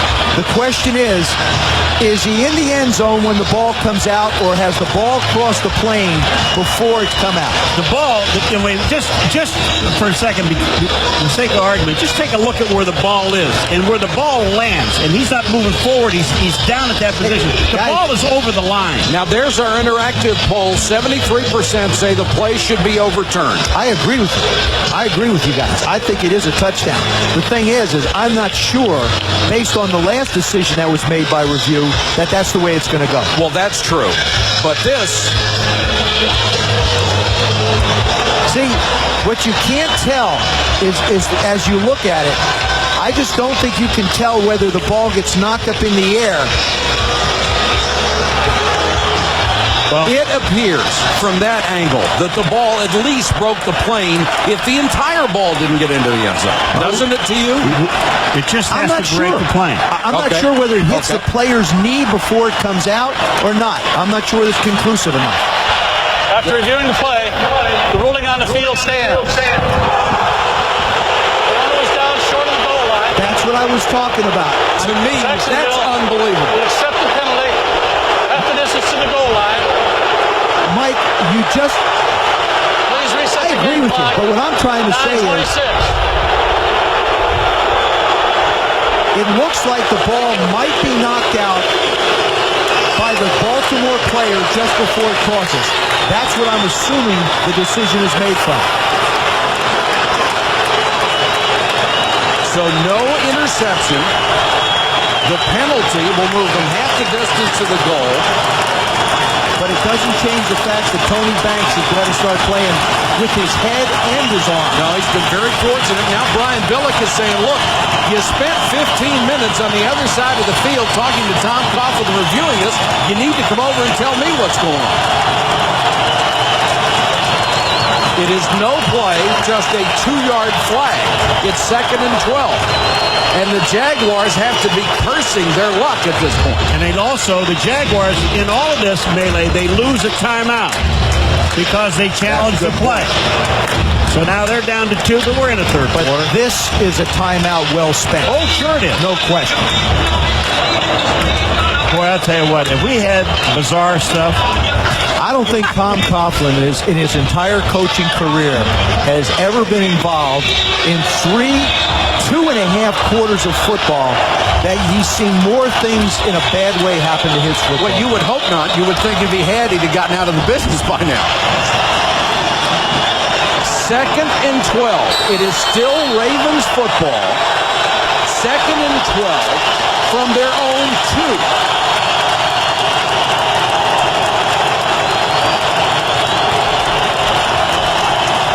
They want to throw again. This one's tipped at the line incomplete. I really expected the Ravens to just hand the ball to Jamal Lewis and say, let's get out of here. I didn't from the 2-yard line. The penetration that Jacksonville is getting up front, especially Gary Walker, he might have been caught in the backfield for a safety. They can't block him.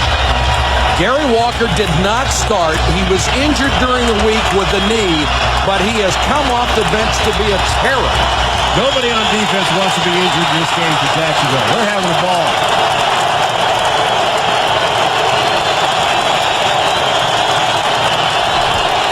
Banks rolls this time. Throws on the run. Ismail with the catch, and it appears he has a first down. Wow. Big time throw by Banks.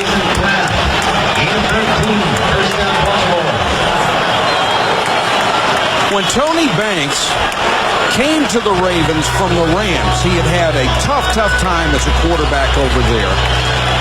Brian Billick, the first thing he told him, he says, look, I don't have many 27-year-old friends. I don't want another. You're the player, I'm the coach. And after meeting his dad, who had always been very strict with him, he determined that Tony Banks needed that same kind of control from a coach. And it has worked very well. False start. Number 70. Offense. 5-yard penalty. The other thing that Tony Banks had in St. Louis is he had Dick Vermeil like a father figure. And Brian Billick was not going to assume that role. As you said, Mike, he didn't need a 27-year-old friend. Basically, he has shown tough love to Tony, and it's paid off. But tonight, he isn't executing at all, whether it be with his head managing the game, up until then, throwing the football. Jamal Lewis, nothing. You got to take your hat off to the Jacksonville defense. Well, I'll tell you what, and there's no bones about what they're doing. They're lining up, and they're telling Tony Banks in Baltimore, go ahead and throw the ball. You've got all that speed. Even Brian Billick told us yesterday. He said, I don't know who has more speed on the outside than we have. But you know what Dom Capers is doing? He's doing the same thing that Marv Lewis is for the Baltimore Ravens defense. He's covering the outside receivers with too deep coverage, and he's cutting those guys up front loose. Banks to throw. Blitz coming. He has time. Throws. Sideline. It's caught at the 24-yard line, about a yard shy of a first down. Ismail makes another catch.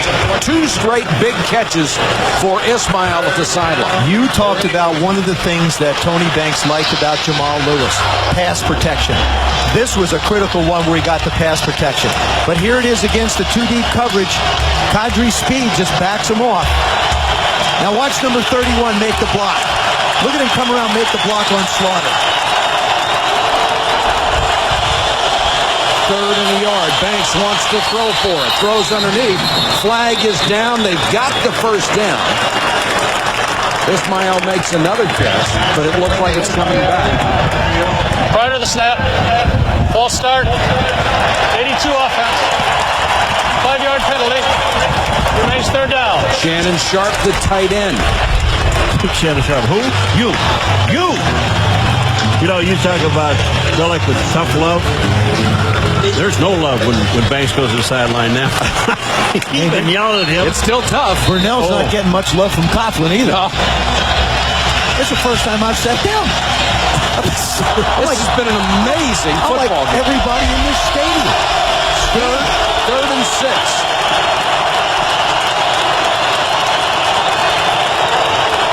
Four-man rush.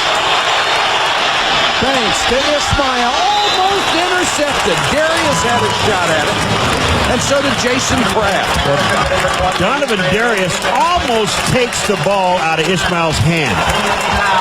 You talk about playing the ball.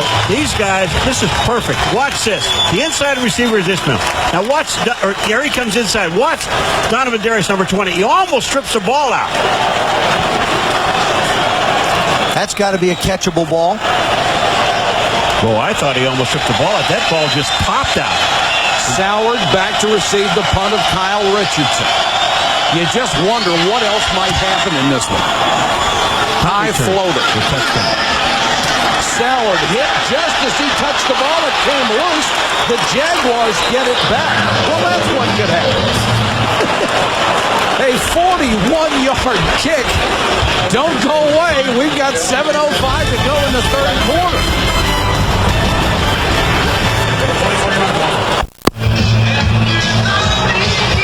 Mike Michael McCrary is a player who believes in sharing the good things that life has brought to him. 4 years ago, he started raising money for the Maryland Special Olympics by being part of the Polar Bear Plunge. That involves jumping into the icy waters of the Chesapeake Bay in mid-January. After dozens of personal appearances before the event and hundreds of thousands of dollars in contributions raised, including $100,000 of his own money, McCrary relishes the knowledge that he has changed people's lives. He is also deeply involved with the Police Athletic League in Baltimore and has added a new project. With budget cuts that have put projects in jeopardy, Michael is going to adopt one of the PAL centers and help fund his operation. Great player and a nice guy. Jaguars will start from their own 44. Brunell with a deep drop. Can't find anybody. Now throws incomplete.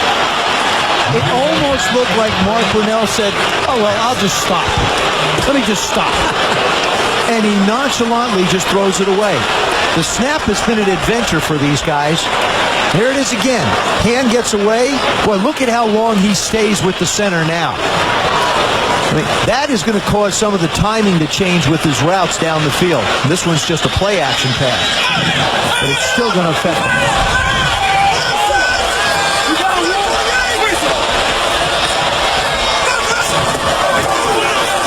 Taylor spins away from the first tackler, brought down, gained maybe a yard. The Jaguars have fumbled 6 times tonight. They have lost 3 of them. We have 6 minutes and 40 seconds to go in the third quarter yet.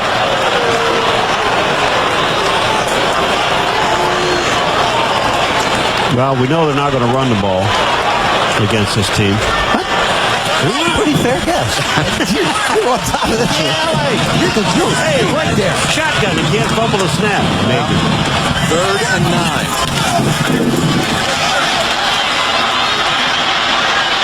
Brunell trying to scramble. Nothing. Excellent coverage downfield by the Ravens. And then the pressure finally collapsed on him. Boy, I'll tell you what, tremendous coverage downfield. Because, take a look at McAllister up top. Here it is. Look at this. Here's Jimmy Smith. There's R.J. Sauer. Well, don't worry about him. He's staying. He comes out. Don't have to worry about him. They're not going to throw the ball to you anyway. And the Jaguars will have to punt it away again. Barker to kick it to Jermaine Lewis. Low line drive. Lewis comes up, takes it on the short hop, and is buried at the 30. Return of 7 after a punt of only 35 yards. Michael McCrary, relentless, doing the job tonight, trying to fight Tony Baselli.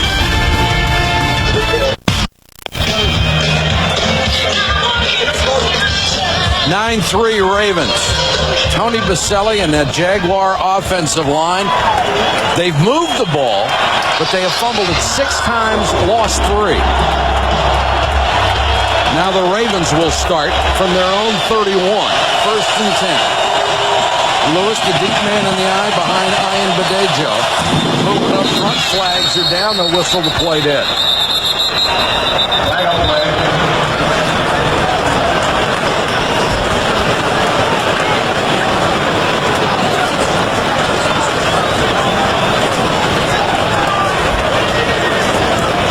Looked like the Jaguars were offside. Encroachment. Right defensive tackle. 5-yard penalty. Remains first down. As much of a struggle as Mark Brunell has had tonight, Tony Banks has had his own struggle throwing the football. He's got Qadri Ismail wide open on a crossing route, just throws it behind him. Got the blitz coming in his face, winds up with a sack. And this one he doesn't even notice. And then down around the goal line, he escapes Walker, but then throws the interception to Brackens. And he gets an explanation from Brian Gold. 1st and 5, the throw caught by Ismail. And he is dragged down, might have lost a yard by Mike Logan. On Tony Banks, sometimes physically, you're having trouble throwing the football. I can understand that. But he's not doing a very good job of managing this game either, of getting himself sacked, taking him out of field position. When you're backed up in your own end zone, trying to make a play in the middle of the football field, those are the things that he's just lucky his team isn't 21 points down. 2nd and 6. They did lose a yard on the pass completion. Nice play by Logan. Blitz coming. Banks throws. Ismail, did he make the catch? He did. Ismail has made 3 nice catches in the last 2 drives. Have you noticed that Tony Banks hasn't thrown to anybody with the last 6 passes but to him? That's right. Well, you just take what Tony Banks is taking here, too. It's all the short stuff because they're up on the line of scrimmage. They've got 7 and 8 guys in the box, and they're forcing him to throw short, and he's doing that. Well, that was close. That doesn't count in this game. Apparently not. Sharp and Coates in the 2 tight end set. Banks to throw again. This time he throws to a different receiver. Travis Taylor who fumbles the football. Logan picks it up. Logan for Jacksonville. Holy cow, what a game. This is incredible. I mean, it's absolutely incredible. Now, here's Travis Taylor. He catches the ball. He is wide open for the catch. And trying to tuck the ball away, I think he drops it. Here it is to the outside. Banks sees the open man. Here's Taylor. Gets the ball. Look at this. Well, wait a minute. I'm going to tell you what. I don't think he has control of the football. I agree. They're going to review this, I believe. They should. I don't think this is a completion.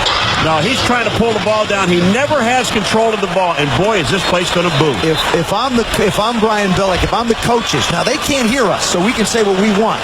But I don't think he has control of this ball, and it shouldn't be a reception. It should actually be incomplete. And they caught a little bit of a break here. Baltimore has challenged the ruling on the field, but the pass is complete. Because they're helping Brackens off the field. Remember the first play that he caught where Beasley just took the ball away from him? I mean, look at this. See, when he comes down, he never has control of this football. They're going to overturn this, and it's going to be Baltimore's ball. Well, the thing is when he comes down, he has to have both feet on the ground and then making a movement to try and do something with it. Once again, the question is going to be, is it enough to overturn it? The ruling on the field was a fumble. And, Mike, the way the officials have ruled tonight, I'm not even venturing to guess. They're overturning this. I mean, it's still going to be ball. You're a better man than I am. Are they logging on again? Yes, they are. Log on, folks, because we've been wrong all night. I don't know if we've been wrong all night. The officials have been wrong. Cast your vote, ESPN.com. Overturn it, 67%. Well, they have been with us every time tonight, and if this one is overturned, it'd be the first one we've agreed on. Well, we found out one thing, that the people that are watching the game and voting are smarter than the officials. Or at least they're as smart as we are, and I don't know how much credit that gives them. I would be surprised if they rule this a completion and a fumble. No, he never has control of the ball. Please. Well, you have the feeling if you're Tom Coughlin, you already know how this is going to go tonight. Yep. Nothing has gone in his favor yet. There it is again. He's up, left foot down, right foot down, never has control. Yeah, he doesn't. I mean, I don't care what angle you look at. Look at the ball. The ball is coming out. He never really tucks the ball away, and you have to have control. That's the rule. If you have control, that's the whole secret to everything. Well, when do they overturn this big? Glad I'm not down on the sideline. There's going to be a rush to the center of the field. This game's going to go into Monday. After reviewing the play, the challenge is upheld. The pass is incomplete as the player did not control possession of the ball. He's second down. The look on Tom Coughlin's face said it all. I'm not laughing at you, Thomas. I'm not. If you didn't have an ulcer before this game, he's got one now. It's a big one. Oh, boy. 9-3. It's been a battle of field goals and fumbles and replays, for that matter. It will be 2nd and 10. The Ravens have the ball at their own 41-yard line. Jaguars have now coughed it up 7 times. 4 of those have been on the center quarterback exchange. What he's trying to do now is to figure out where the ball is set at and where they're going to reset the ball. Well, how about at the original line of scrimmage? It was an incomplete pass. Where else would you go? Either that or he's calling a cab to get out of here. I'll be the guy standing outside the stadium in a striped shirt. Coming up, Sports Center. Stuart Scott, Dan Patrick standing by. The Yankees and the A's.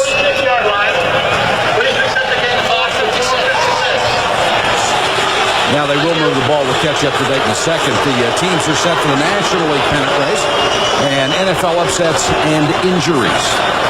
So they lost track of where the ball should be spotted after the incomplete pass and the apparent fumble recovery, which was ruled no fumble recovery because it was an incomplete pass. They also wanted to reset the clock because if they thought it was a fumble, the clock continued to run, so they had to reset that.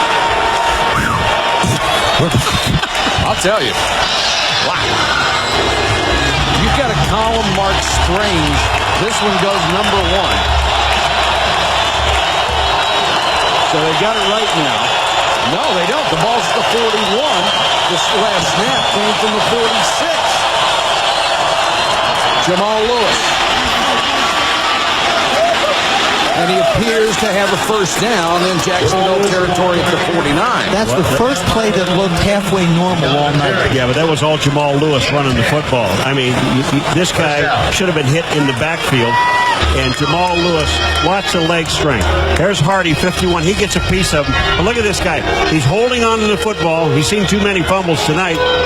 And he picks up the first down. Jamal Lewis, that's a big back. Longest run of the night for the Ravens. Lewis again. Gets about 3. Lonnie March led the way on the tackle. Well, Brian Billick told us yesterday in all the other interviews he's had that tonight was going to be a war. And it's a war. It's a 9-3 war in favor of the Ravens, but it's a war. He also talked about it. I had a chance to visit with him earlier in the week, and he talked about the fact that he felt that field position and special teams would be a big part of this game. He's nailed that so far, too.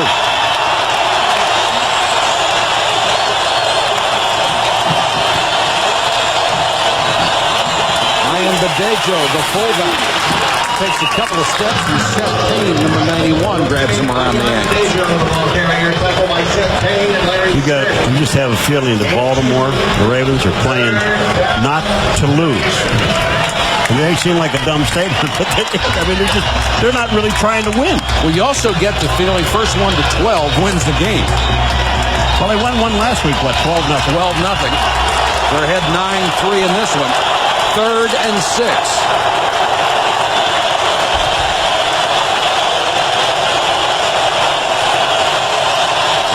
Here comes the blitz. Banks unloads, throws it behind his man, but has the completion for a first down up at the 30, down to the Jacksonville 36-yard line. And his favorite target has been Qadri Ismail.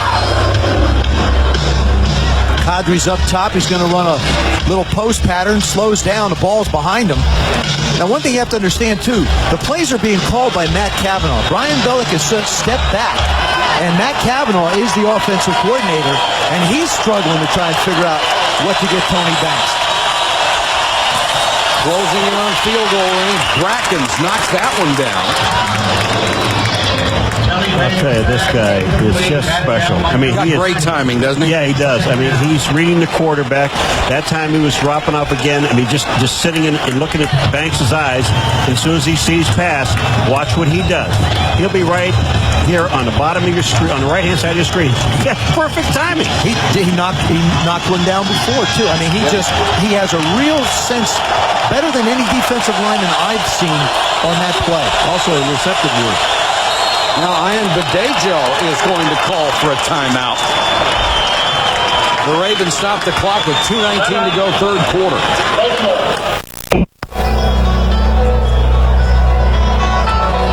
part of the waterfront here in Jacksonville, Jacksonville Landing. Pretty city. Yes, it is. They've done a nice job reconstructing everything on the waterfront. Michael, you worked down here. I worked down here for 5 years and enjoyed it thoroughly. Priest Holmes is in at the running back spot for the Ravens.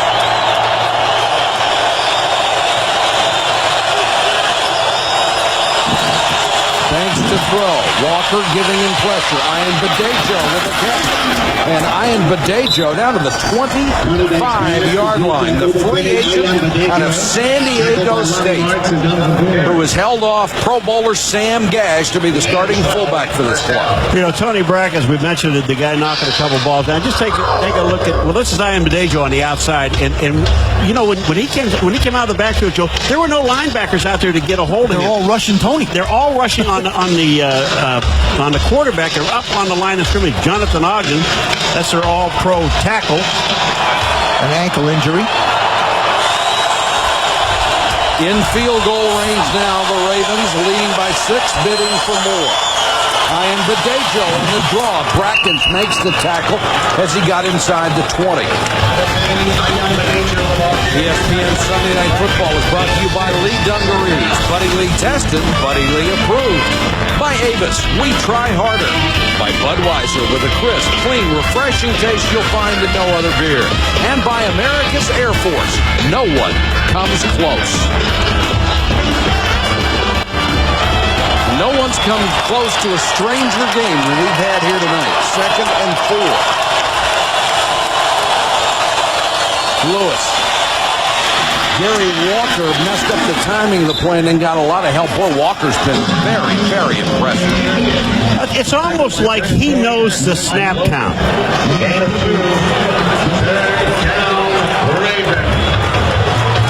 Now, this is Flynn, the center for Baltimore. Look at Walker just drive him back to Jamal Lewis. He takes him all the way back. He's the guy that really messes up the play. And he was the guy that during the week really said that we have to loosen up and have some fun. He's having some fun tonight. They signed him from Tennessee because he had played so well against them. Now Brackens signals for a timeout for Jacksonville with 14 seconds on the third quarter clock. Tony Brackens, he calls a timeout. He saw something that he didn't like, so he calls timeout. But Tony Brackens, what he's done tonight, watch this, folks. Not only can he play the run, look at this play. Palau misses him. Here he goes out. He takes Jamal Lewis coming out of Jermaine Lewis coming out of the backfield. Now watch this. He knocks the ball down here. Then he makes the interception, which should have been a touchdown here. And watch this again. Perfect timing. He knocks the ball down again. When we had Tony Brackens down here as a rookie, he had a spectacular game. Sometimes they said he took some plays off. And when Clyde Simmons was here, Simmons said he needs to decide when he wants to be great. And I think it was last year, after he suffered through 2 years of injuries, that Tony Brackens decided he was going to be great. And he has been ever since. Yankees now holding on to a 2-run lead over the A's in the deciding game of that best of 5. You'll see all the highlights on SportsCenter. Big play here, 3rd and 2.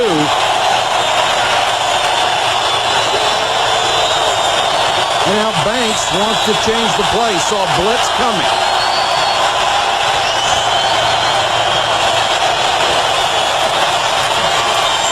Quick shot, Ismail inside the 10. That'll be a first down. Nice throw by Banks, and Ismail has come up huge here in the second half. 9 catches in the ball game for the Syracuse veteran.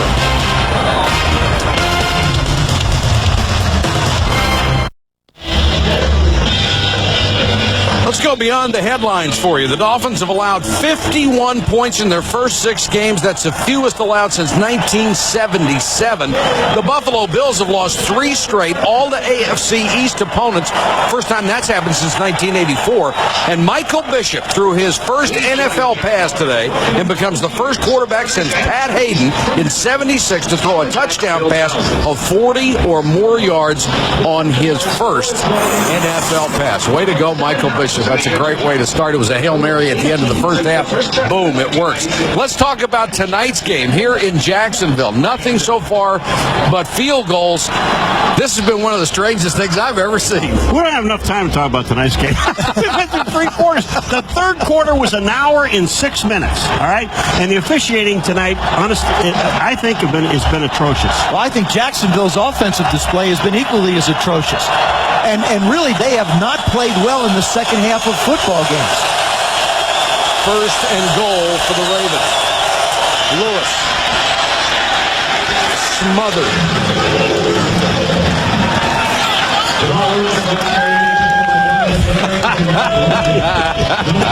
Now that's a great sign.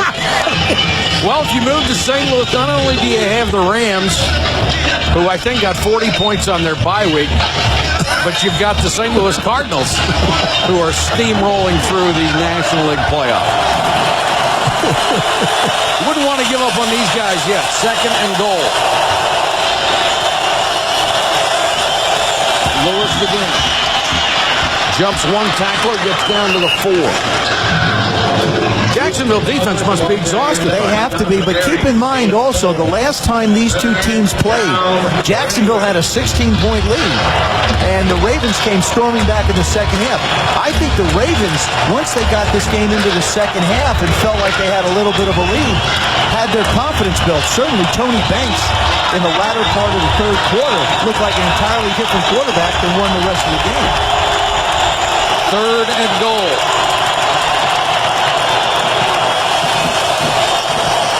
Banks floats it too high back to the end zone, intended for Ben Coates. And Coates and Hardy woofing at each other.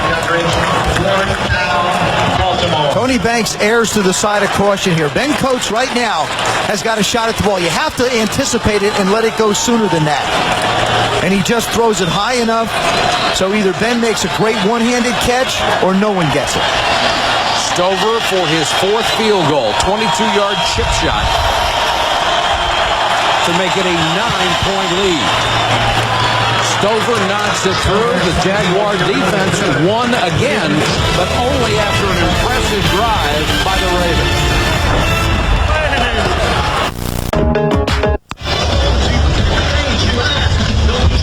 Earlier tonight, we talked about Michael McCrary and all the good things he does in his community. The man he lines up against tonight, Tony Baselli, the same thing. Earlier tonight, his Baselli Foundation, formed by Tony and his wife, Angie, honored 3 local teachers. The most valuable teacher, the award given Michelle Gaskins. Honored 3 high school teachers in all tonight. Cash grants that allow them to buy technology equipment, class materials, and athletic equipment that's not funded from any other source. Baselli focused on teachers because they spend so much time with the kids and have so much influence on them. The foundation also provides college scholarships to students who participate in the varsity sport, have good grades, and have a record of community service. So congratulations to Tony Baselli and his wife. Nice return by Chiron Stiff. Taken out of bounds by Cornell Brown after a return of 32. You know, there's so many stories negative about professional athletes, but you get guys like McCrary and Baselli. You can't find anything negative to say about them on or off the field. It's wonderful. It's kind of neat as having them going against each other tonight. Yeah. And it's been a battle between these two. And I had said something about Jacksonville not being a tough team, and Tony came back and said, hey, who cares what Joe says? He is one tough guy. What I meant by that is to be able to run the football and stop the run. That's how you define toughness, I think, in this game. They've been tough on defense tonight. Cornell short set, Jimmy Smith, and his legs cut out from under him.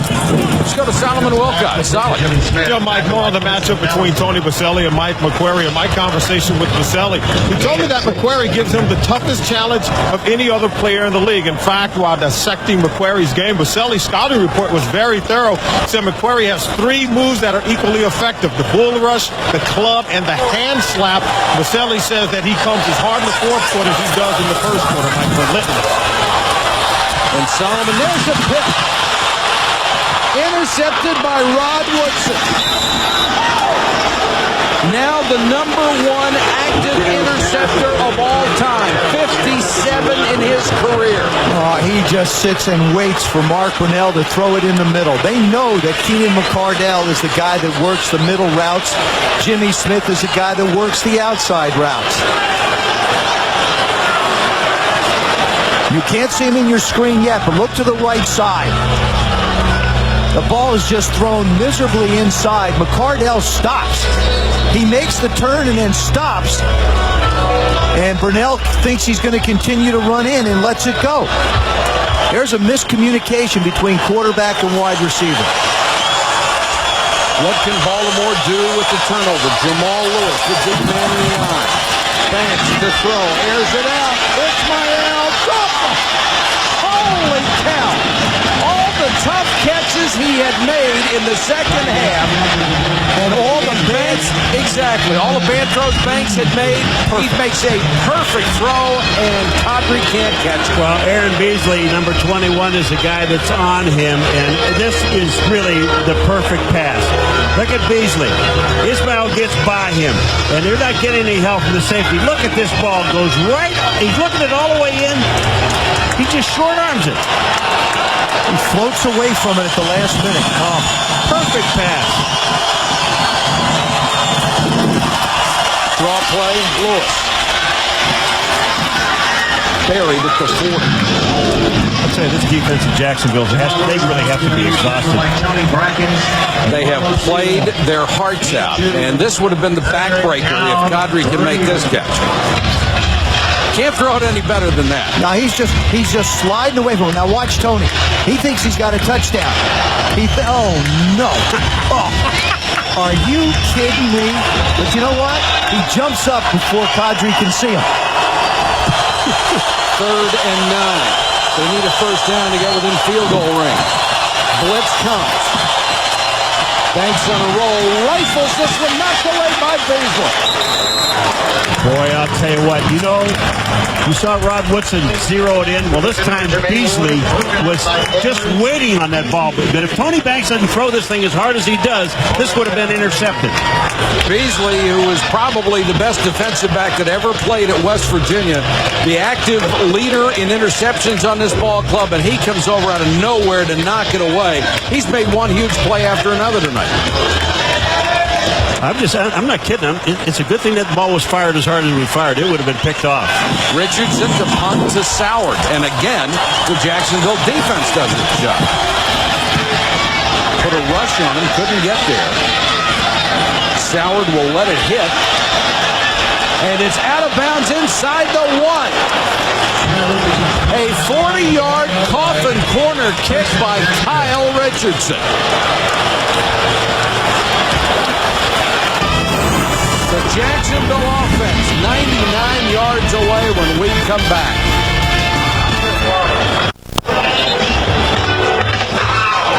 Jaguars have written a new page in their record book, one they would rather do without, a franchise record 7 fumbles.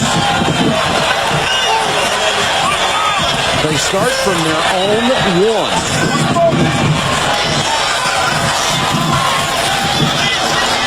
Brunell to throw out of the end zone. Taylor. First down. Got away from Ray Lewis, and then Kim Herring took him down. A little breathing room for the offense, and they need 2 scores to get back in this. I'll tell you how good this offensive line was on that play, because Brunell held the ball for a long period of time, and the tendency is to grab and hold on to someone. You're in the end zone, which could have been a safety. That offensive line kept people off of Brunell so he can get the ball to Taylor. Jimmy Smith, who has been the Raven killer, has been held pretty much in check tonight. Brunell short set, too high to Smith. Intercepted by Herring. Kim Herring on the tip to the 5, to the 3. Back-to-back interceptions by the Ravens defense. This is just a case of Mark Brunell trying to force the ball into the receiver. That's all he's trying to do. He's trying to force this ball in. The last one was a misread between he and Keenan McCardell. Watch this. Jimmy Smith tries to come inside. McAllister's right there. The ball just gets bouncing up in the air. He just really tries to force this in. Well, it looked like a good interception, too. One of the things that Coughlin talked about last week was it was a situation where he tried to force the ball in against Pittsburgh. That is a good interception. Herring got his arms underneath. How about this? The last 7 drives for the Jacksonville, 5 turnovers and 2 punts. First and goal from the 3.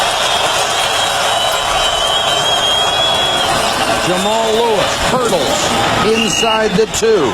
Jamal Lewis, the ball carrier. Tackling down to Perry. Gain 1, second down. Can the Jaguars defense do it again? They are down by 9. The Jaguars, 7 fumbles in total. They have turned it over 5 times. I talked about this football team being tight, being under a lot of pressure, and Coughlin tightening the screws down.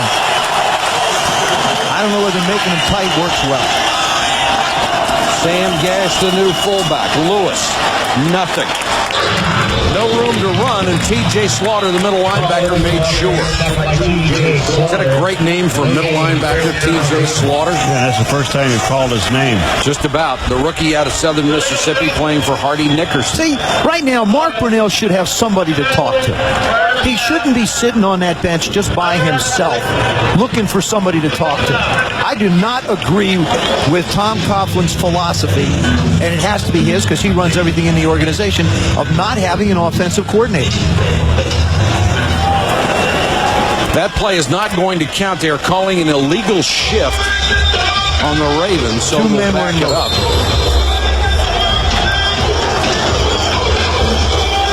So second and goal now back at the 7. Ian Verdejo comes back in as the fullback.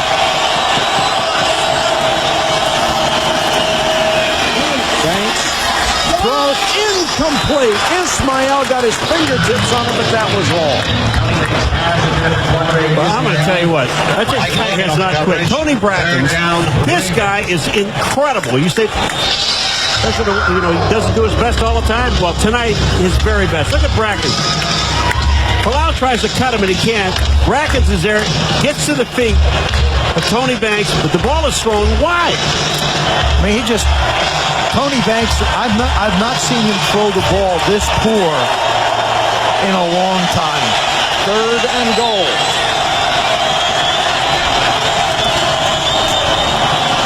Banks to the end zone, incomplete. Knocked away by Hardy. Intended for Shannon Sharp. They have held again. What a great play by Kevin Hardy. I mean, Sharp's got the ball, and Hardy stripped it. Shannon Sharp, 82. Look at Hardy in 51. Watch this. The ball's in his hands, and he just pulls his arms down and the ball away. Great defense. Look at this. Matt Stover will try to go 5 for 5 in the field goal department. In the last 2 weeks, Stover has kicked 9 field goals. The Ravens have been held without a touchdown.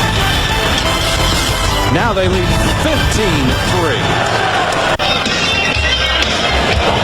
Sports Center coming up following our broadcast. We'll have highlights of the Yankees and the A's deciding Game 5. The teams are set in the National League, and we'll have all the injury and result updates in the National Football League. Stover, who has scored all the points to kick off. Another short squib kick. Bobbled by Mack. Bobbled again. Finally has to cover it at the 25. Monday Night Countdown tomorrow night at 7:30 Eastern. Mike Tirico and the gang review Sunday's top stories and preview the Monday night matchup. Then at 9, it's ABC's Monday Night Football. Warren Sapp and the Tampa Bay Bucks face Randy Moss and the 4-0 Vikings. Jamie Martin is the new quarterback for the Jacksonville Jaguars, a 6th-year player out of Weber State. He was the backup to Mark Brunell in 1998, spent last year with the Browns, and has come back to reclaim his backup spot. He will take over the offense. Martin to McCardell, up to the 31. the Jaguars down by 2 scores, and a look of resignation on the face of Mark Brunell. I talked about the fact that he didn't have a coordinator, and there's his numbers: 8 rushes, 32 yards, 2 interceptions, but they do not reflect how poorly he has played tonight. He does have a quarterback coach in Bob Petrino, but as he said in a meeting that we sat with, he said, Coach Coughlin has the game plan, and some of the things I don't understand, and he has no one to really go to. The quarterback coach handles the mechanical part of the game. I think a coordinator would help him with the psychological part, and certainly that's something that he needs now. Now you have to wonder right now if what it looks like is a coach's decision to replace Brunell with Jamie Martin. 3rd and inches for Jacksonville. Whistles will stop the play.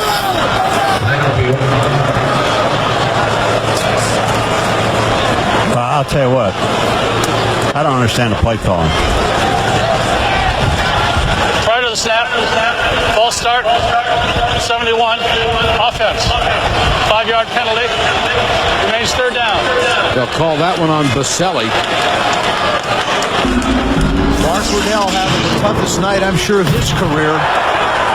1 snap squirts away from him. Ray Lewis recovers. There's another fumble. No, folks, that wasn't the same play. There's the interception he threw in the middle of the 4th quarter. Now here's another one he forces in that winds up getting batted up and intercepted. Martin trying to keep the drive alive. The tight end, Kyle Brady, makes the catch. Well, if you're interested, the Ravens, the last TD that they have allowed, touchdown that they have allowed, was 11 and a half quarters ago. They came in ranked number 1 against the rush, number 2 overall. The Jaguars have moved the ball, but they've made so many mistakes, coughed the ball up so many times. And Mark Brunell, after interceptions on 2 consecutive possessions, apparently benched by Tom Coughlin in favor of Jamie Martin. You know, how many times did you say about Jacksonville, Joe, with almost 8 minutes to go, down by 12 points, that they're basically out of this game? They still need 2 scores. I don't think they are. And one of the differences that you're going to get from Jamie Martin that you didn't get from Brunell, I think, is Martin's going to work to the tight end and work to the backs, where Brunell seems just bent on trying to get the ball to the wide receivers. And certainly R.J. Sauer's not a part of it. Every one of these keeps the clock moving. Right up the gut, draw play, Fred Taylor, big run. You have to think ahead if Jamie Martin, whether or not he leads them from behind. What do you do next week? You start Mark Brunell. I would have to say that would be the logical decision. That's not even a question in my mind.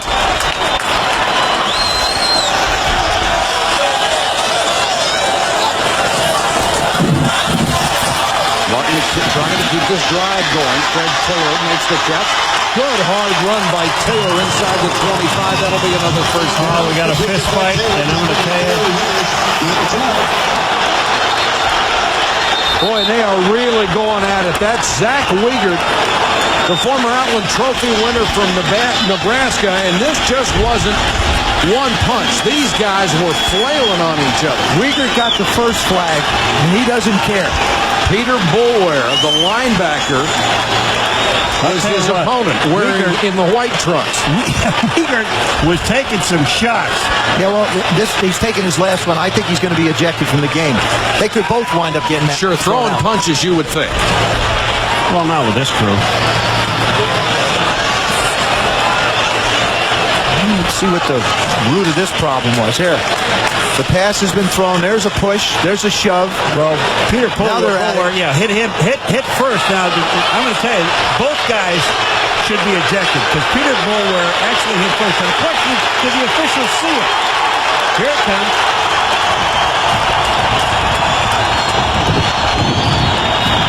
And they're going to call offsetting penalties. 77 offense, number 58 of the defense. Ejected. Personal fouls, continuing action. Each player, by virtue of his action, has disqualified himself. There you go. Got that right. And for Jacksonville, there goes another offensive lineman. They don't have any to spare. Here it is. I'll tell you what. And they went toe to toe. Look at Uyghur. Couple uppercuts. Uyghur may have had a boxing class somewhere at Nebraska. And Peter Boulware is just lucky that he got some help dragging him off. But Uyghur is gone. Boulware is gone. Uyghur won the battle. And now Todd Fordham, number 78, will come in at right tackle. You'd swear this was April Fool's, Friday the 13th, and Halloween all rolled into one. The things Somebody that happened slid tonight. the tape of a lot of games cut up into this one. I'd look. This is a blooper tape. Well, I'd look for Keenan McCardell right here in the middle to work the middle of the football field. He'd be the guy that I think Jamie Martin's going to look for. Martin in relief of Brunell. It is 1st and 10. Martin scrambles and slides in at the 21.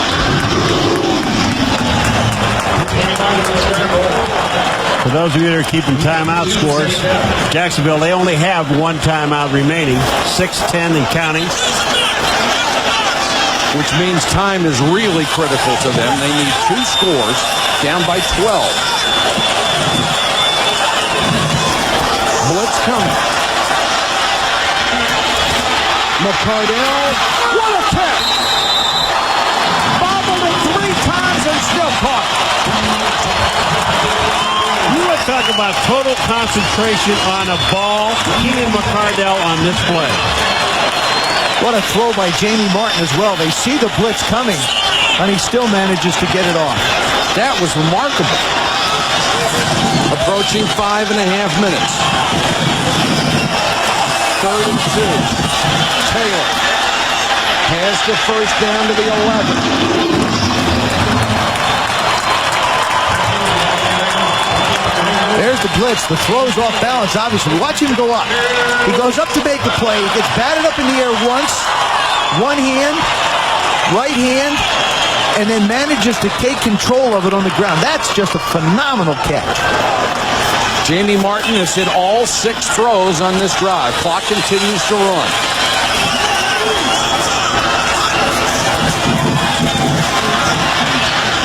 Looking in the end zone. Brady to the 1. That should be 1st and goal inside our ESPN 1st and 10 line. Tom Coughlin says, hurry up. Jamie Martin, I mean, he's the benefactor of the 3-man rush. Yeah, but they blitzed him the last time.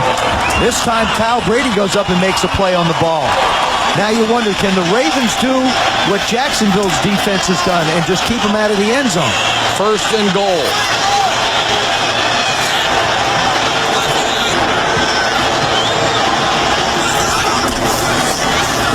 Taylor. Touchdown.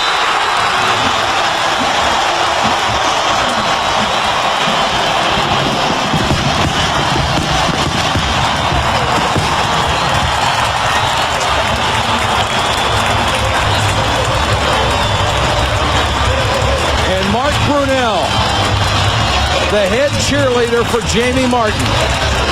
Well, here comes Taylor, and there was no way they were going to keep him out of the end zone. Watch this run. He gets to the outside. Rod Woodson comes up, and there's no way you're going to hold on to him. He makes touchdown. And you run towards Tony Baselli's side. The extra point coming. Lindsey. The Jaguars get their first touchdown of the night. The Ravens give up their first in nearly 3 games. Brunell, the cheerleader from Martin. Jamie Martin and Mark Brunell on the sideline as the Jaguars have closed to within 5. Holmes and Harris deep to return. Harris from the 7. Gets to the outside. To the 40. Nice return by Harris. ESPN Sunday Night Football is brought to you by Daewoo Motor America. Daewoo, get to know us. By Campbell's Chunky, soup that eats like a meal. By Holiday Inn, who gives you more, and more is better. And by Compact, the situation. The Ravens need a couple of first downs to keep the clock moving as Michael McCrary hopes the offense can do just that. They'll start from the 41. 3:50 to go in the game. The Jaguars with one timeout. Lewis. Beasley, the first man there, gain of a yard. And Tom Coughlin's going to use that timeout now, knowing that really he has the 2-minute warning coming up that he can use as another timeout, and is just trying to preserve clock. Now, here's an interesting thought for you. Brian Billick loves to throw the football. That's his mindset. That's what his offense is based on. Now, you're in a 2nd and 9. Do you throw the ball from this spot, or are you nice and conservative and run it a couple I think you run it a couple times and take as much time off the clock as you can. Because here's the thing. Jacksonville has no timeouts left. So you can run at least 50 seconds off the clock with 2 runs, and then let it run down as you punt towards 4th down. So you can use a lot of this clock. The field position, because of the return, is pretty good at the 43. You can maybe you gain a first down running the ball. Okay, I disagree. What? Well, I'm going to tell you what they're going to do. They're going to throw to the backs. Because the backs, they haven't covered the backs coming out of the backfield all night long. I don't think you do that. What did Woody Hayes say? There are 3 things that can happen when you throw the ball, and 2 of them are bad. Right. Let's see.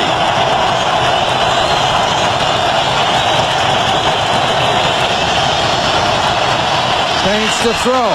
In the flat, complete, inbounds. What do you throw Ryan to? Badejo, the fullback. Oh, I agree. I mean, but it's no better than now a run you at this agree. point. You didn't agree before. No, I'm telling you, throw to the backs. They're open. I think that was a very astute observation. Well, he was only open for a yard. That makes it 3rd and 7. But it keeps the both clock right. going. The numbers on Banks. See, now this is where Tony Banks can take his time. There are 16 seconds to go, and he's at the line of scrimmage. There's no reason for him to hurry up and snap this thing.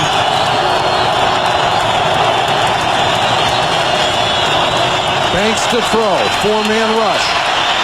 Incomplete, and that will stop the clock. That's why you don't throw. He snapped it with 6 seconds to go. Man, I don't think he has managed this football game very well, and in particular here at the end. When he was backed up in his own end zone, didn't do a very good job with it. And the calls here I don't agree with either. Kyle Richardson to punt. Now, time shouldn't be a factor. Jacksonville with plenty of time.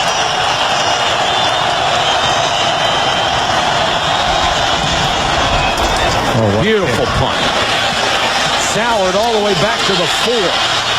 Got speed, trying to get to the outside, cuts it back to the 11. That's more time on the clock. R.J. Sauer should have even tried to field that. Let it go in the end zone, let the clock stop, save some time, and get the ball at the 20. Now you've got the ball at the 12. You just make mistake after mistake after mistake. And R.J. Sauer is down. These overhead shots provided by the Yahoo Sports Aerial Cam high above Alltel Stadium in Jacksonville, Florida. 2:44 to go in the game. It is 15-10. Being a former punt returner, I always use the 10-yard line as the line that I didn't want to cross. He has no idea where he is on the field. He actually takes it on the 4-yard line. If it gets down there, that's fine, but you just don't try and make something out of nothing in this situation. Help your offense out. Let them get the ball in the 20, and don't run more time off the clock. And R.J. Sauer has been hurt in a spot that Hallmark doesn't have a card for. The groan? He's groaning, all right. Well, Sauer able to get off the field. The Jaguars 88 yards away. Well, also, the way the Ravens have chosen to play most of the night is they play cover 2, which means the corners are up, the safeties are back. I would still look for Keenan McCardell and Kyle Brady and possibly Fred Taylor in the middle of the football field. Jamie Martin at quarterback. Screen. Nothing doing. Sam Adams was all over it. He just crushed Fred Taylor. Sam Adams, the free agent picked up from Seattle. We heard so much about Sam Adams that no one man can block him, and it was the very first time tonight that you called his name. And on a great play.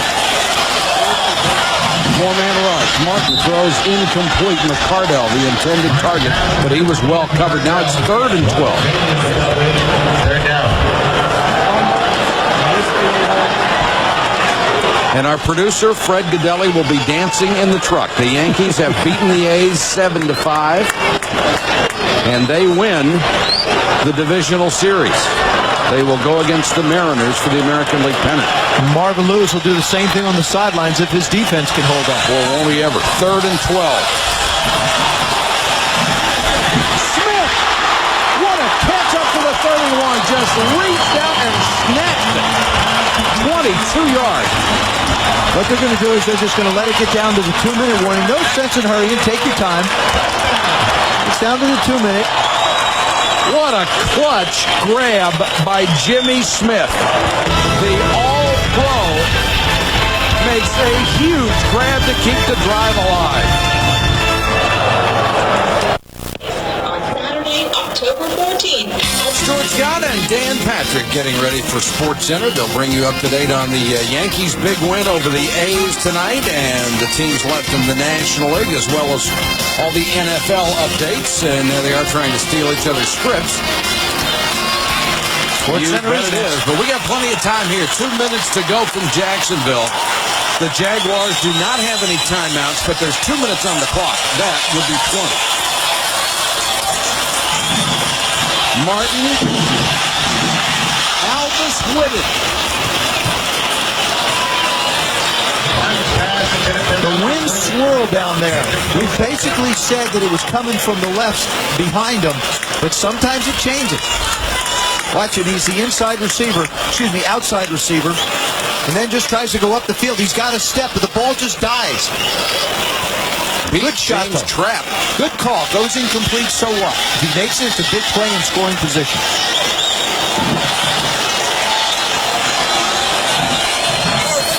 Baltimore showing a 4-man rush.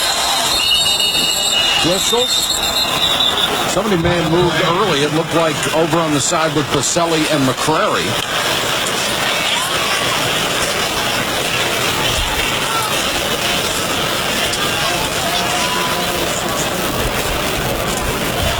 Prior to the snap, ball start, 71, offense, 5-yard penalty, made 2nd down. It was Baselli.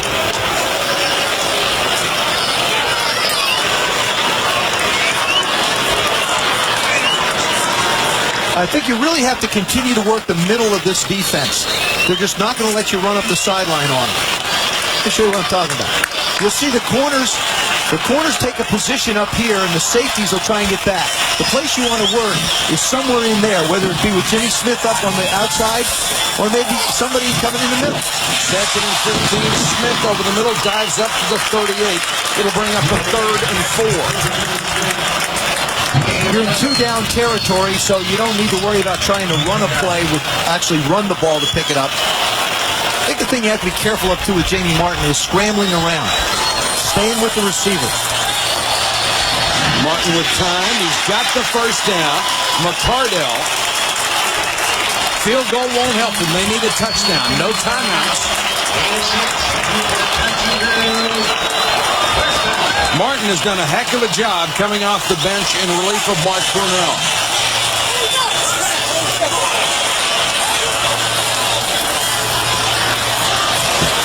Dumps it short again, and Taylor dropped it. That's able okay. to get to at least midfield. Yeah, but that's okay. That stops the clock. He'd have gotten to midfield, have been 2nd down in about 4. But that's all right that you drop the ball there. As long as you don't drop it after you catch it. They've had that problem tonight, too. Martin, 11 of 14 off the bench. If you're a Raven defensive back, one of the things you have to be careful of is you have to be disciplined in this defense. If they're going to throw underneath, tackle them. Don't try and get cute and make a play and have somebody run by you. There's McAllister. They're missing one of their best range starts out with a hamstring pull. 2nd and 10, they rush 4 and drop 7 again. That pass is too high, and it's picked up by McAllister. Thrown right into his chest. Back to the 20-yard line, a 45-yard return, the 3rd interception for the Ravens secondary. This one just takes off on them. This is an air ball.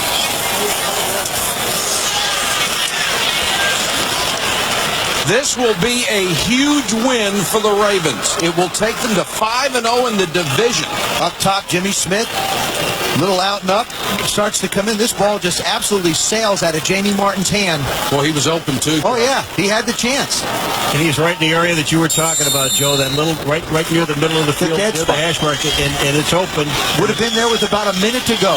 The Jaguars, 6 turnovers, 3 interceptions. They have fumbled 8 times, gotten 3 of them back, or gotten 5 of them back. But they can no longer stop the clock, and their chances to defend the division are just about gone. They'll fall so far behind Baltimore, and the Ravens will have the tiebreaker advantage on them. In NFL history, the most consecutive games won without scoring a touchdown, the record that the Ravens are going to tie tonight. The Chicago Bears in 23 beat Racine and beat Green Bay. The Detroit Panthers beat Frankfurt 3-0 and then overwhelmed Dayton 6-0. And I understand you played for Frankfurt, didn't you? I understand Racine and Frankfurt are both on the expansion list, too. The owners are going to review. They have got nothing but field goals. Brian Billick said it was going to be a war. And if Tom Coughlin was looking for toughness from his ball club tonight, he certainly got it. But a disappointing loss for Jacksonville, a big win for the Ravens and Ray Lewis. Final score, the Ravens 15, the Jaguars 10. Sports Center is next with all the news, scores, and highlights. For Joe Theismann, Paul McGuire, Solomon Wilcox, and our entire ESPN crew, I'm Mike Patrick. Good night from Jacksonville. This has been a presentation of ESPN, the worldwide leader in sports.